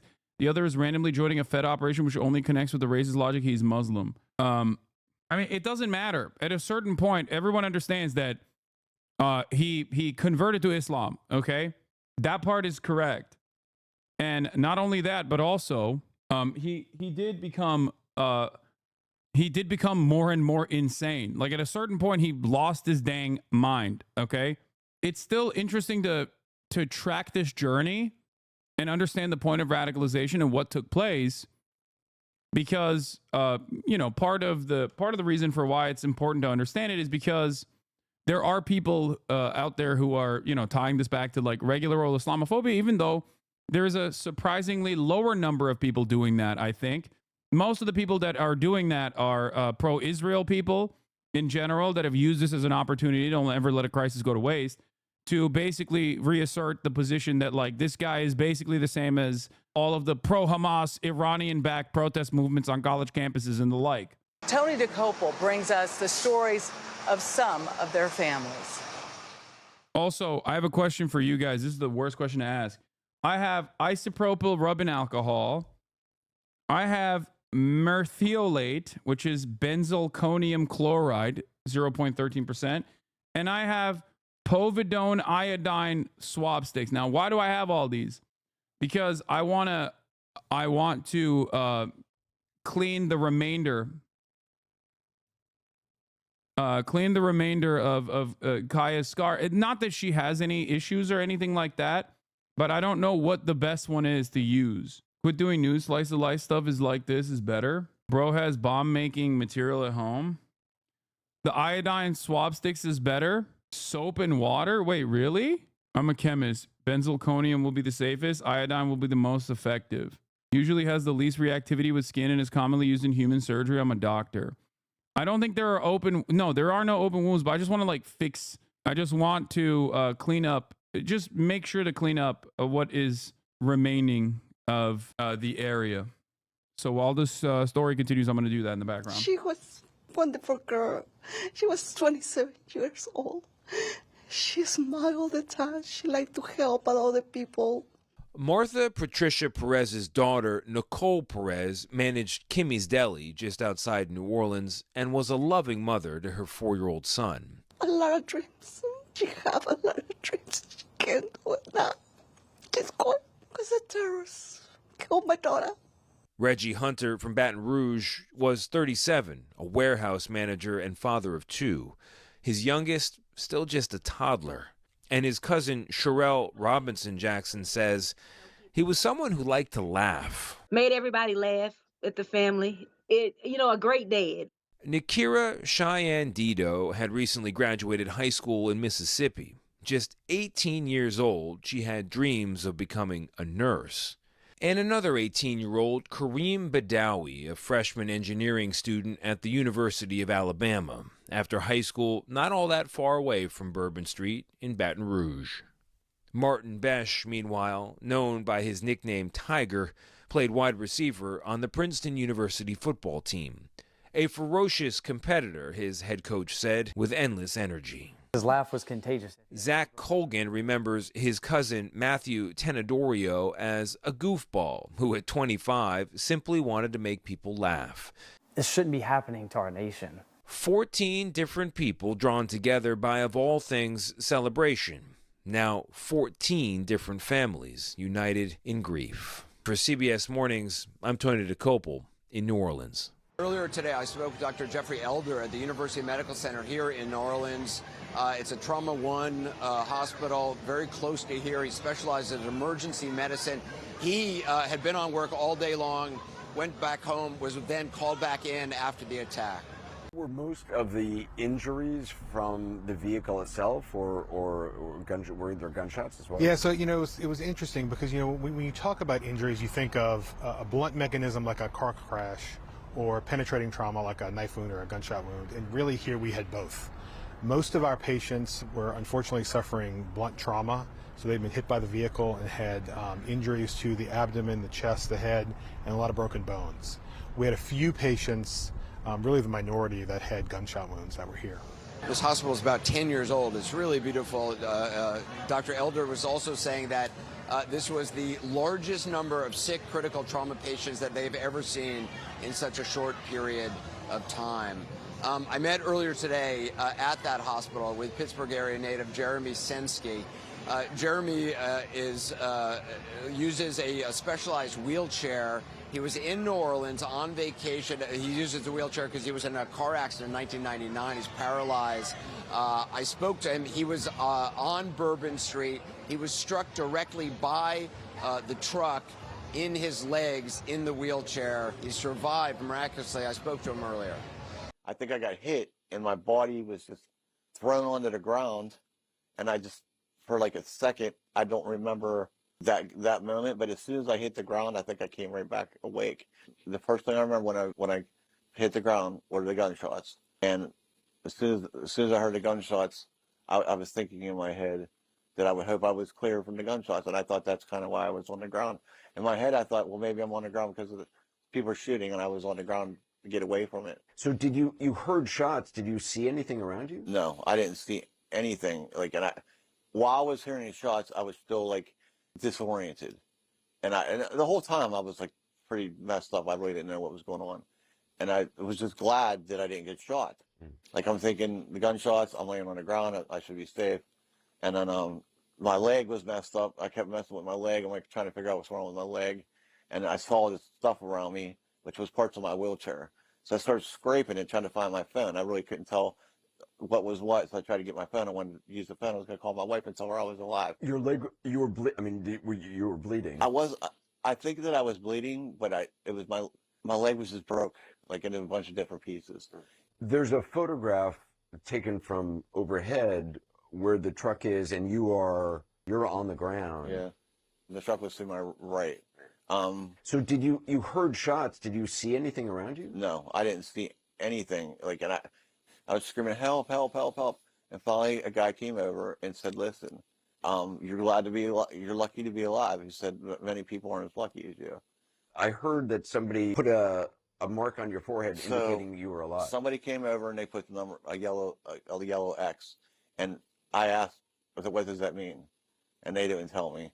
But later on I found what it meant, because whenever they care, what they did is, after a while, I'm not sure how long it was, the time was like forever. I mean, I felt like I was there forever. I was laying on my back, and there was a guy named Patrick. He was one of the cops that was dressed up in like the Army fatigue color. And eventually he just stayed with me. After I told me I couldn't walk and I was paralyzed, he stayed with me. And I asked him what had happened. He said, we don't know, we're still trying to figure it out. And I said, was it just a drunk driver or something? Did someone blow up something? Because I didn't know. I still didn't put two and two together that the truck had done anything really. And even though I had seen the truck, I never even thought that that's what had happened, because I was so out of it. When did you learn that it was this person in a terror attack? Today. They were talking about it, something about someone shooting a cop or something, or someone got shot by a cop, but no one called it a terror attack. And I kept asking people, like the nurses and doctors that were with me that night, and no one said it was a terror attack. And today I found out that it was a terror attack. Does it make you angry? Me personally, I'm going to have a hard time probably coming back to Bourbon Street for a while. But I mean, I might. But I'm not. My whole thing was, you should feel safe there. And hopefully, there was definitely things that were wrong. They didn't put up the stupid thing at the end of the road that I had to drive over my wheelchair. It's supposed to stop the cars. Wasn't up. So that was definitely a problem. Like, that thing that was supposed to be up was down. I drove over it. I didn't get pushed over it, but it was only this tall, like 5 inches tall. Yeah, they said it needed to be repaired or something. Yeah, well, they should have repaired it before New Year's Eve. Is there anything else you want people to know? I don't want to take up too much of your time. I'm just happy to be alive, man. I don't want people to be afraid to go out and do things. I really don't. I mean, this could happen anytime, anywhere, but what are you going to do? Stop living your life? All right, good afternoon, everybody. My name is Kevin McMahill. I'm the sheriff for the Las Vegas Metropolitan Police Department. Over the last couple of days, since the bombing and death of the individual inside of the Tesla at Trump Towers, had a number of priorities that we've been trying to accomplish over those days. The first one of those priorities was to confirm that there's no further threat. I think we've completed that. The second was to positively identify the suspect. We've also done that today. I can confirm that that is Matthew Livelsberger. We also wanted to confirm that there were no other actors involved in this incident. I believe we've done that, and you'll hear much more about that as we move forward today. We've also today, I'm going to be able to share with you some of what we believe to be his plans and motives as to why he conducted this attack. Now, before we go on, I want to just address a couple of things before we get too far along here. I want you to know that we're very well aware of a podcast that is going around today and the contents of the letter in that podcast. And I just want you to understand that since we've been conducting these press conferences, I have only given you information that we have verified and deemed to be factually accurate. We've been aware of that document for a while now, and we still have not completely gone all the way through that and verified that entirely. We are in one of the two telephones and one laptop, so one telephone and one laptop that we still have not been able to get into. There is one cell phone. What is this? Johnny Midwest checked the logs. I'm a ER nurse in Oakland. Soap and water is all you need. If you really want to go overboard, use iodine, but beware it stains the skin for a while. More extra credit, put a little bit of antibiotic ointment or Vaseline. I already did it. I did all of that. I did soap and water, and I did the rest of it. Damn, Kaya is so well trained. How long did that take? My king, please go wash your hands. Fine. I don't know what podcast they're talking about, but I suspect that that's where the manifesto conversation started, maybe. Wait, he was on Sean Ryan's pod? Wait, what? This guy was on Sean Ryan's? Breaking. Sean Ryan just dropped the emergency Matt Livelsberger episode, allegedly posting an email manifesto from the Green Beret behind the Tesla truck. In an email dated December 31st, this makes sense. Sean Ryan is like the... Sean Ryan is the #1 podcast for guys like this. He's the guy whose podcast had Pete Hegseth on as well.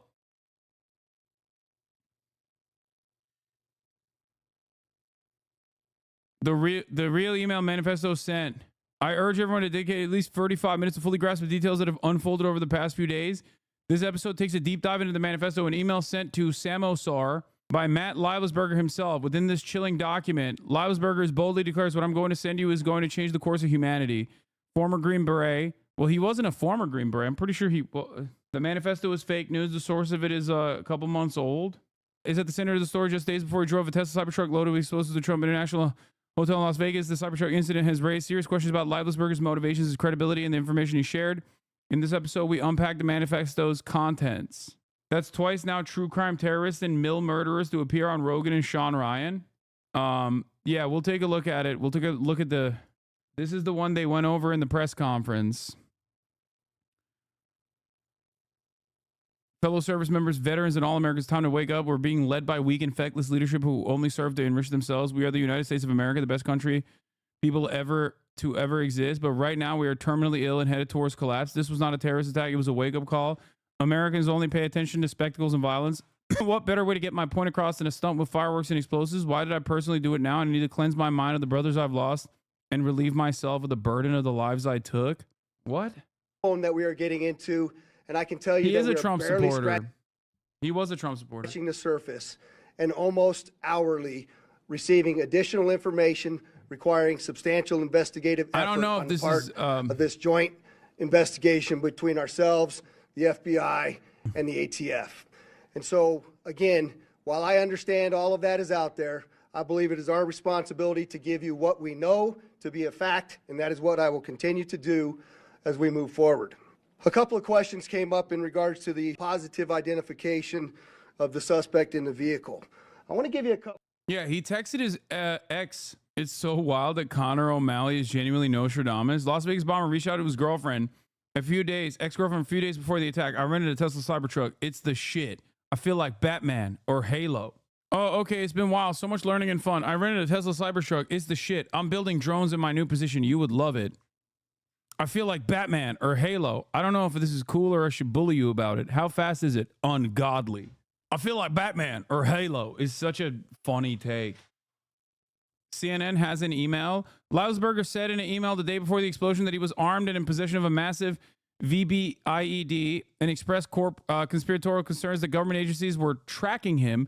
A copy of the email viewed by CNN said, okay, I trust this. New details on the Cybertruck explosion. Master Sergeant Livelsberger was diagnosed with depression last year, but had not been assessed to be a risk of violence or suicide. Two U.S. officials familiar with his record tell me and Natasha Bertrand. This is from CNN. Law enforcement has received the message and examined where the email originated and believe it was written by Livelsberger, a law enforcement official familiar with the investigation told CNN. He tried to flex and she wanted to bully him. She caused it. Okay, yeah, it's a sarcasm. It's been posted on Reddit. Do claim the drones are Chinese craft based on alien technology. Okay, dude, I don't think. He also drove to the wrong Las Vegas at first. The guy who blew up his Cybertruck accidentally went to the wrong Las Vegas at first. Wait, what? I don't believe this account is a meme account. That account is a meme account. I don't think he went to Las Vegas, New Mexico on accident. It's most likely that there are charging stations on the path. Yeah, it is 100% reverse engineered alien tech. Aliens are not primitive enough to use propellers. It is not aliens. What? Yeah, I suspect that in the mountaintop, they don't have as many Tesla supercharger stations. So he was forced to drive around the mountains rather than over it, but I don't know. Anyway, we'll look at the, I'll look at the email, but I'm not entirely certain as to the veracity of this email. I don't know if it's legit or not. Okay? Couple of photographs as to what it was that we had some conversation around, because there's some tattoo comparisons that we needed to do. And in those tattoo comparisons, in this particular photograph, you can see a tiger tattoo, and there's a secondary tattoo on the stomach that the wife had told us about. Christ. You can see that some of it is burnt, some of it is not burnt, and while the body was still in the vehicle, we were unable to identify those specific tattoos until we were able to remove some of it.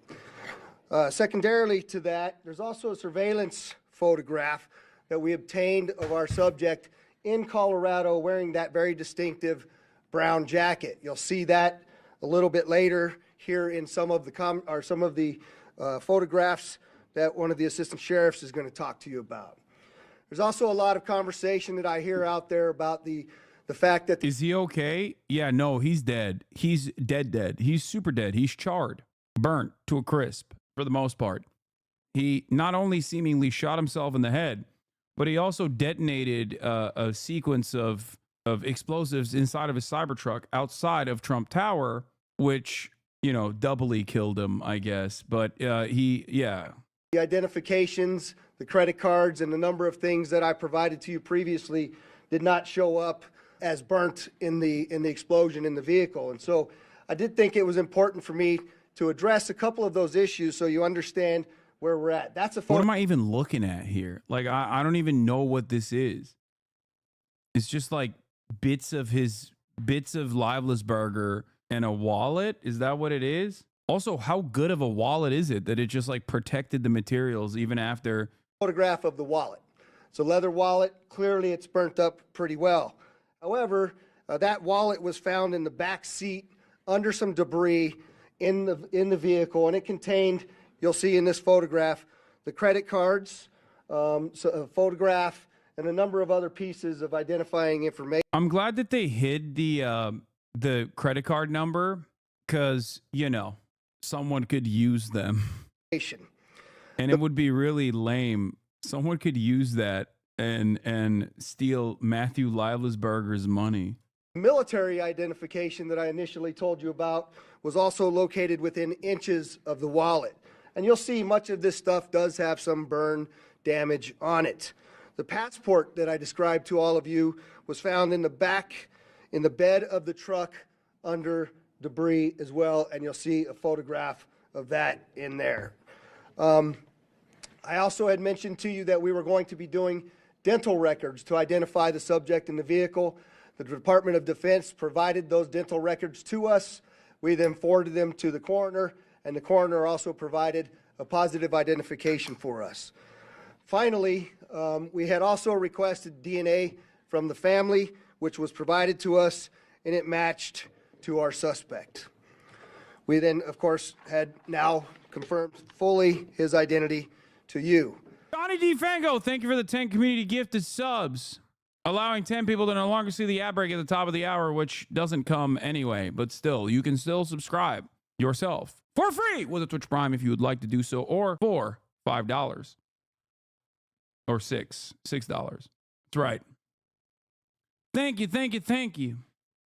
There has been, again, a tremendous amount of investigative effort that has been conducted now, and I'm going to introduce to you Thank you for the 10 Assistant Sheriff Dory Corrin to go over some of the extensive investigation that has occurred. Dory?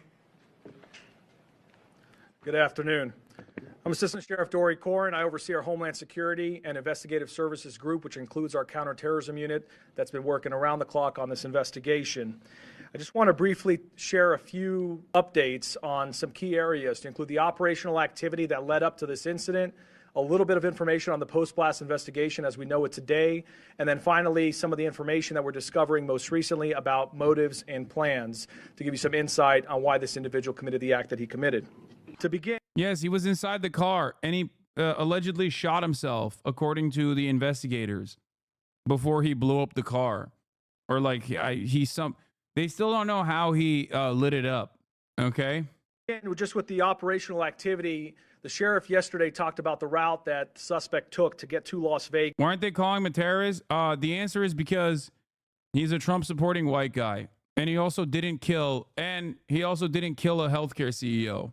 I hope that clears up the confusion. Why did he do it? We still don't fully understand what his motives were. Vegas. We used a lot of this information to be able to track down video surveillance footage around different locations, as well as financial records, as well as call data records. Also didn't, I think he intended to do a big bang and maybe even kill some people, but he didn't end up killing anybody else. Just himself. As well as looking at the Tesla charging stations to be able to determine exactly which route the individual took, but more importantly, that it was the individual that we've identified, as well as the only individual in the vehicle during the path that he took to Las Vegas. As you'll see here in this video here at one of the charging stations, there's just one example. You'll see our suspect here. He'll exit the vehicle. He'll walk around the vehicle at different times. At one point, you're going to see that he opens the door of the vehicle, he retrieves a coat, he puts that coat on, and you're going to see that at different parts to include the photo that the sheriff talked about just a few minutes ago. Boggling to call this terrorism with no victim or no apparent motive is really interesting, because how do you think so many terror attacks are thwarted by the FBI? Well, usually it's the FBI that's goading the person into doing the act of terror. But they stop terror suspects regularly. And then sometimes the ATF will go in to the home of a person for having an unlicensed weapon, and they find 150 pipe bombs. And then the judge will say, well, you have no priors and you're white, so it's fine.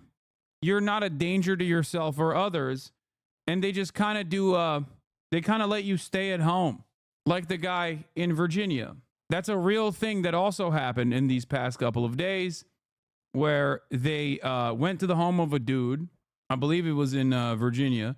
I forget where it was, but they found 150 pipe bombs in his home. And then the judge said he wasn't a flight risk nor a risk to others, and said that he could be out on, not even on bail, but he was under home detention. Some of the pipe bombs that were built were preloaded into an apparent wearable vest.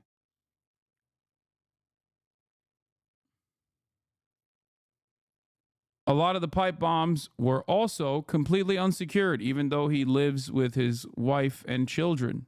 Prosecutor said Spafford also acknowledged keeping a jar in his freezer of HMTD, an explosive material that is so unstable it can be exploded merely as a result of friction of temperature changes. Investigators found the jar stored next to food items and labeled dangerous, do not touch. Seems like this guy had proper OPSEC. Even after losing his own fingers as a result of his homemade explosive materials, he made his apparent remarkable decision to keep an extraordinarily dangerous explosive material in the home's freezer next to food items that could be accessed by the entire family, prosecutor said, arguing the man poses an extreme danger to the community and should remain in custody. His lawyer said there's not a shred of evidence in the record that Mr. Spafford ever threatened anyone, and the contention that someone might be in danger because of their political views and comments is nonsensical. In fact, the evidence proved that Mr. Spafford is not a danger, but a hardworking family man with no criminal record. Except he was a danger to himself. He blew off 3 of his fingers on one hand.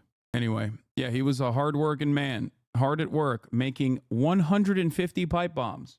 He is not in a detention facility right now, for the record. I'm pretty sure they released him and said, I think he's under house arrest currently. Your Honor, God forbid men have hobbies. Is this the nanny state akin to the Chinese Communist Party? Or are we a nation of freedom and democracy? He had a $25,000 bond, as in 1/4 of the bond that the Florida judge had seen as a reasonable bond for the Florida lady with children, the 42-year-old Florida woman with children, for the crime of getting upset at a phone conversation, a claims denial phone conversation with her insurance company. That's amazing. Anyway. We use this video information as well as what I said earlier about the financial records in terms of purchases being made with different credit cards, call data records, a video canvas at multiple locations, trying to use all of that to corroborate that the individual that we've identified is the same individual that drove that Tesla during that route that we've identified to Las Vegas. In addition to that, we also talked about the phones that were recovered. There were 2 phones that we recovered from the vehicle. Both phones were damaged. New York Times just reported on the manifesto. Okay, if the New York Times reported on it, we'll move on the manifesto. So maybe more credible than previously thought. Yeah, we'll We are still cover trying the to manifesto access in a the second. data in one of the phones, but we have been fortunate in our team, which is second to none, has done a really good job accessing the data in one of the phones that was recovered. You can see the phone here in the vehicle. It's very burnt from the outside. You can see another image here. But we're able to take this phone and be able to extract the data using a variety of different tools.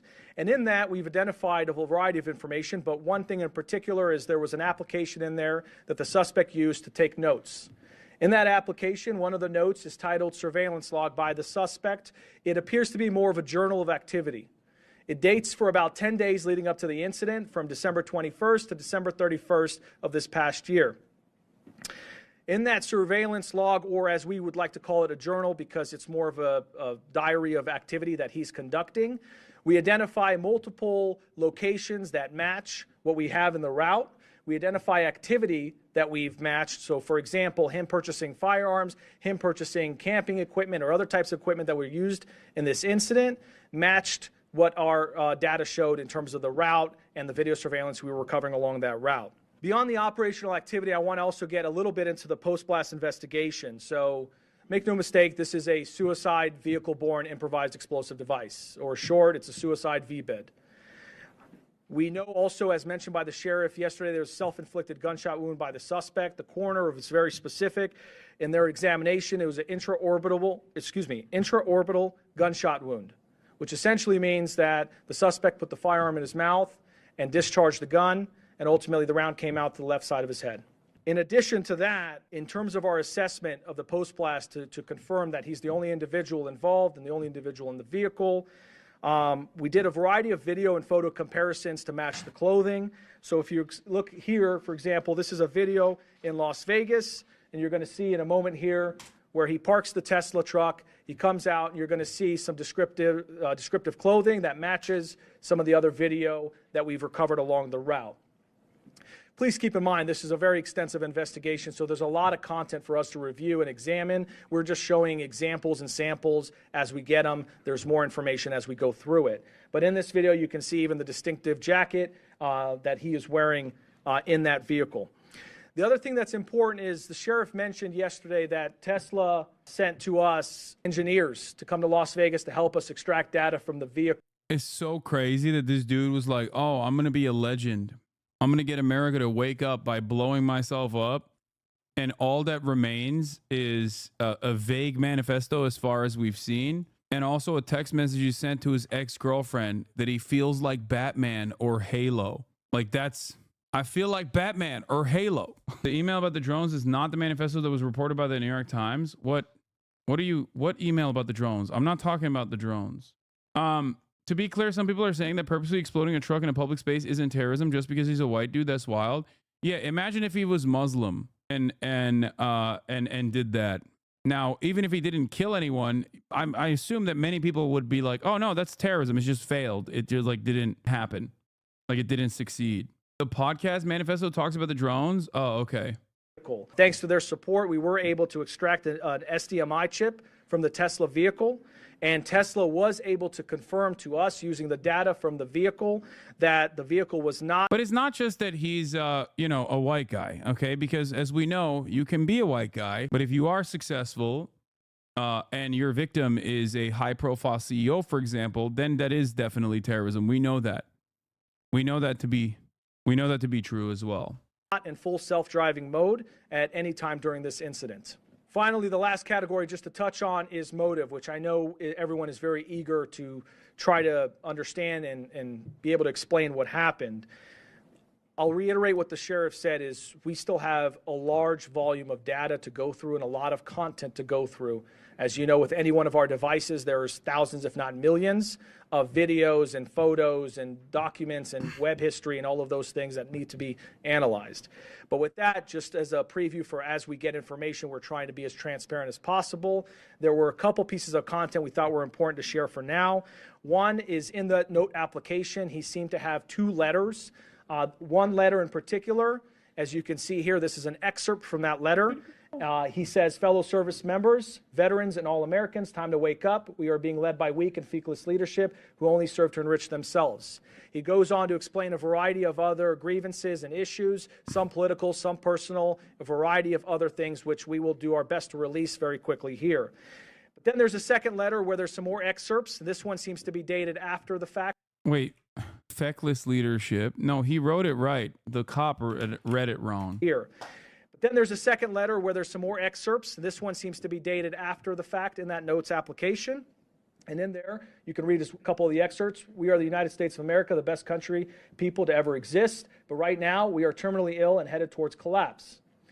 This was not a terrorist attack. It was a wake-up call. Americans only pay attention to spectacles and violence. What better way to get... Oh, he said it's not a terrorist attack. Okay, never mind. Then that's fine. Guys, you don't understand. He said it's not a terrorist attack. Get my point across than a stunt with fireworks and explosives.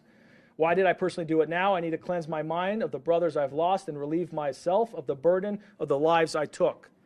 I'd like to just also expand on that and understand that these are just excerpts. In there, he does offer additional information that is varying on the spectrum in terms of political grievances, issues about the conflicts elsewhere, not here, domestic issues, societal issues, a variety of other things, including personal challenges as well.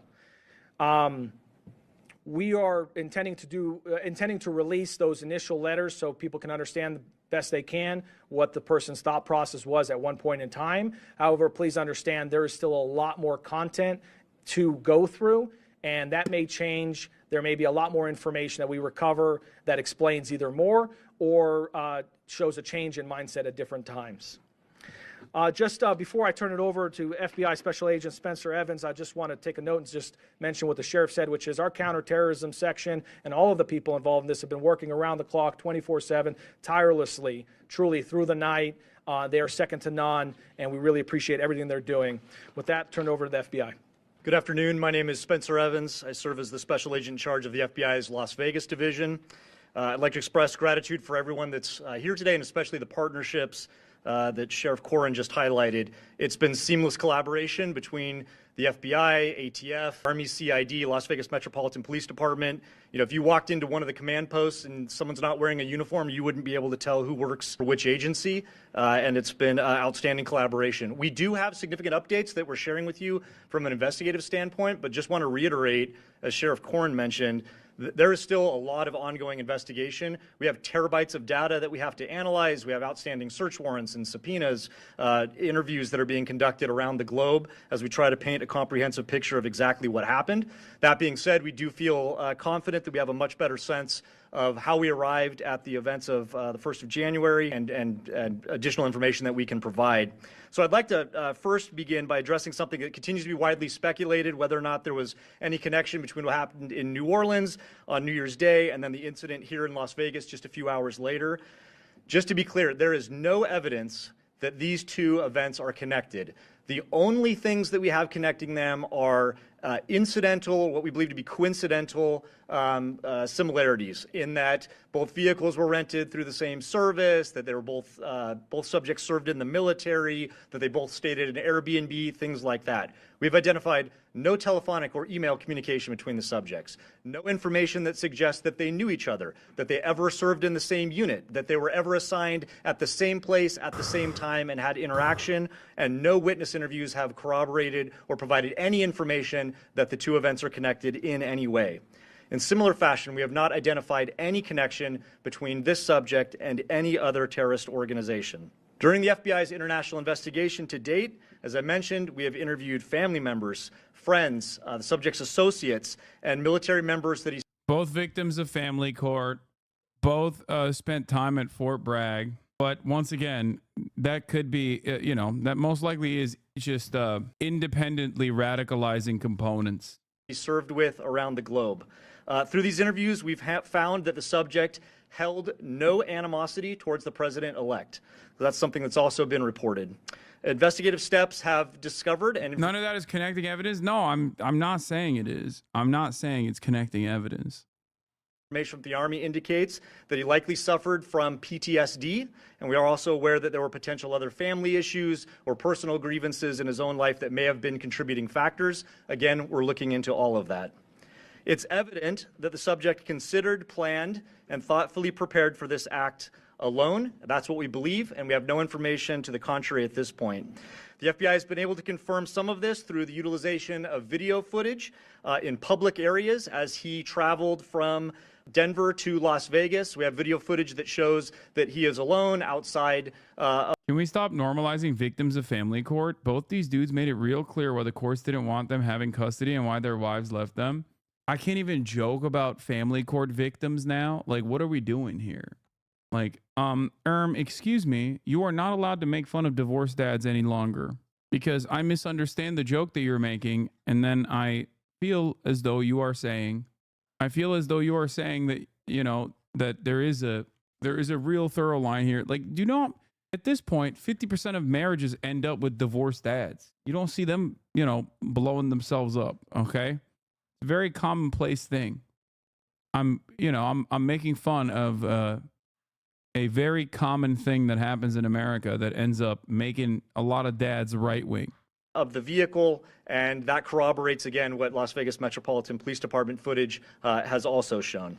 The FBI, as the sheriff indicated, facilitated obtaining DNA from a family member that was able to be conclusively matched to confirm the subject's identity.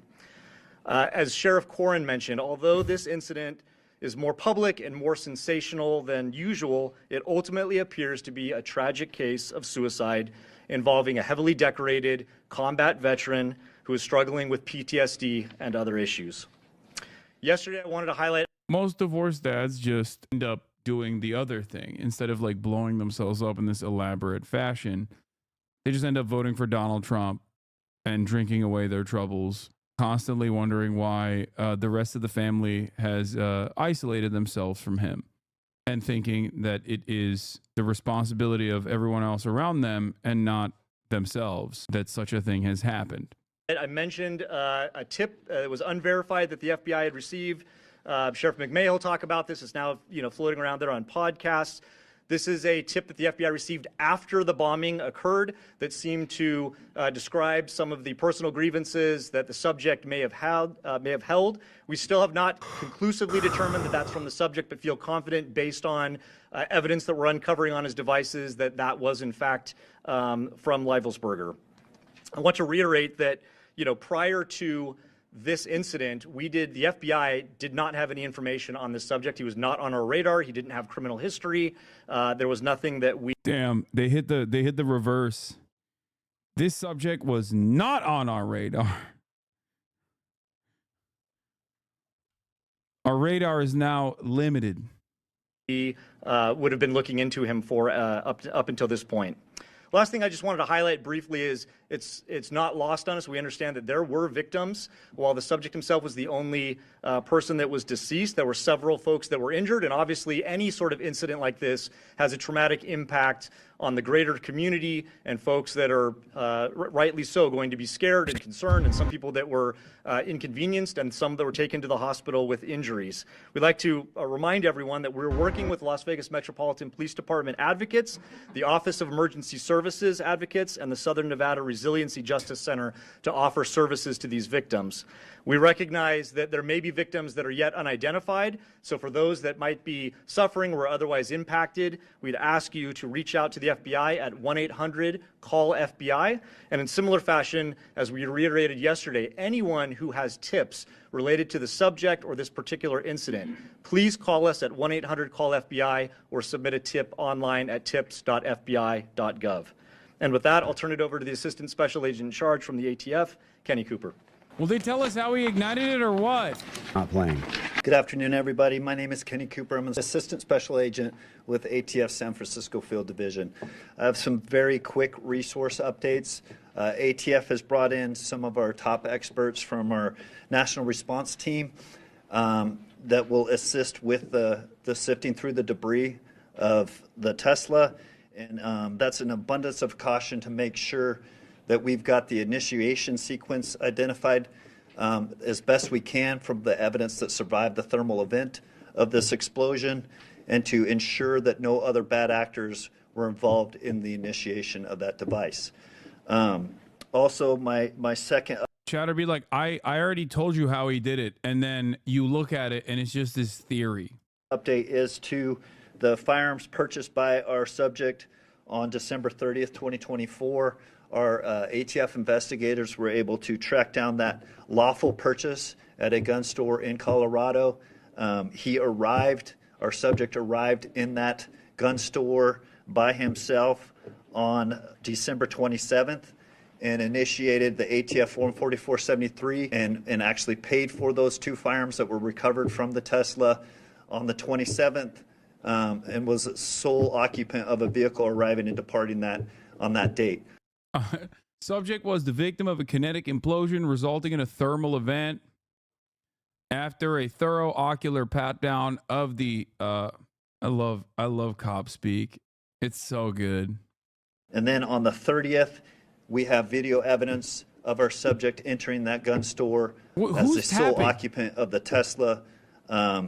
He actually received and transferred those two firearms and took into his possession at that time and departed as the sole occupant in the Tesla. Those are the two updates that He departed as the sole occupant inside of the Tesla Cybertruck in a tactical style implosive event. Here to provide to you at this time. Thank you. All right, with that... oh my God, you're so loud. We'll entertain a couple questions. If you could, please identify yourself. Dude, cop speak is so funny. It's like, all right, on that note, we will tactically ascertain whether or not the investigative questions that you are allowing us to hear. Hands up.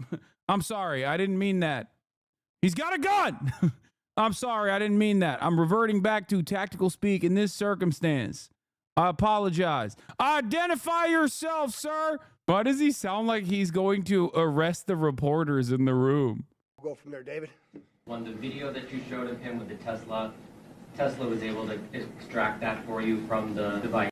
That's such a funny way to operate. Like, I'm imagining sheriff's deputies at home being like, I've tactically ascertained that the assault contraption mechanism that you have in your hands must be dropped immediately. Please hand me your license, registration, and the salt receptacle. He's just so cop speak that he doesn't have a normal conversation with his wife. I'm tactically deploying words into a registered microphone. Drop the salt now. Drop the salt now. From the car, the video you showed him walking around and at the charging stations. Yeah, so let me just... the question was, can we, the video that we show, sorry, I was standing back there, so I wasn't sure which one you were looking at, but the question is, the video that we showed at the Tesla charging stations, who provided that to us? I'll let Dory answer that. Without getting too far into the technicalities, there are various components in there that were retrieved. The SDMI card, it was not where the video was retrieved from. That was where we got the data to be able to determine that it was not in self-driving mode. However, Tesla did provide and helped our team be able to recover the thumb drive that records other types of data to include video by the Tesla. Kingman, Arizona. Second question is about the detonation. There's a lot of questions. How was he able to die by suicide and set this off? Can you just in very basic terms explain how that could happen to kind of stop these pieces? I've tactically ascertained the question that you have delivered to me, but you have improperly identified yourself.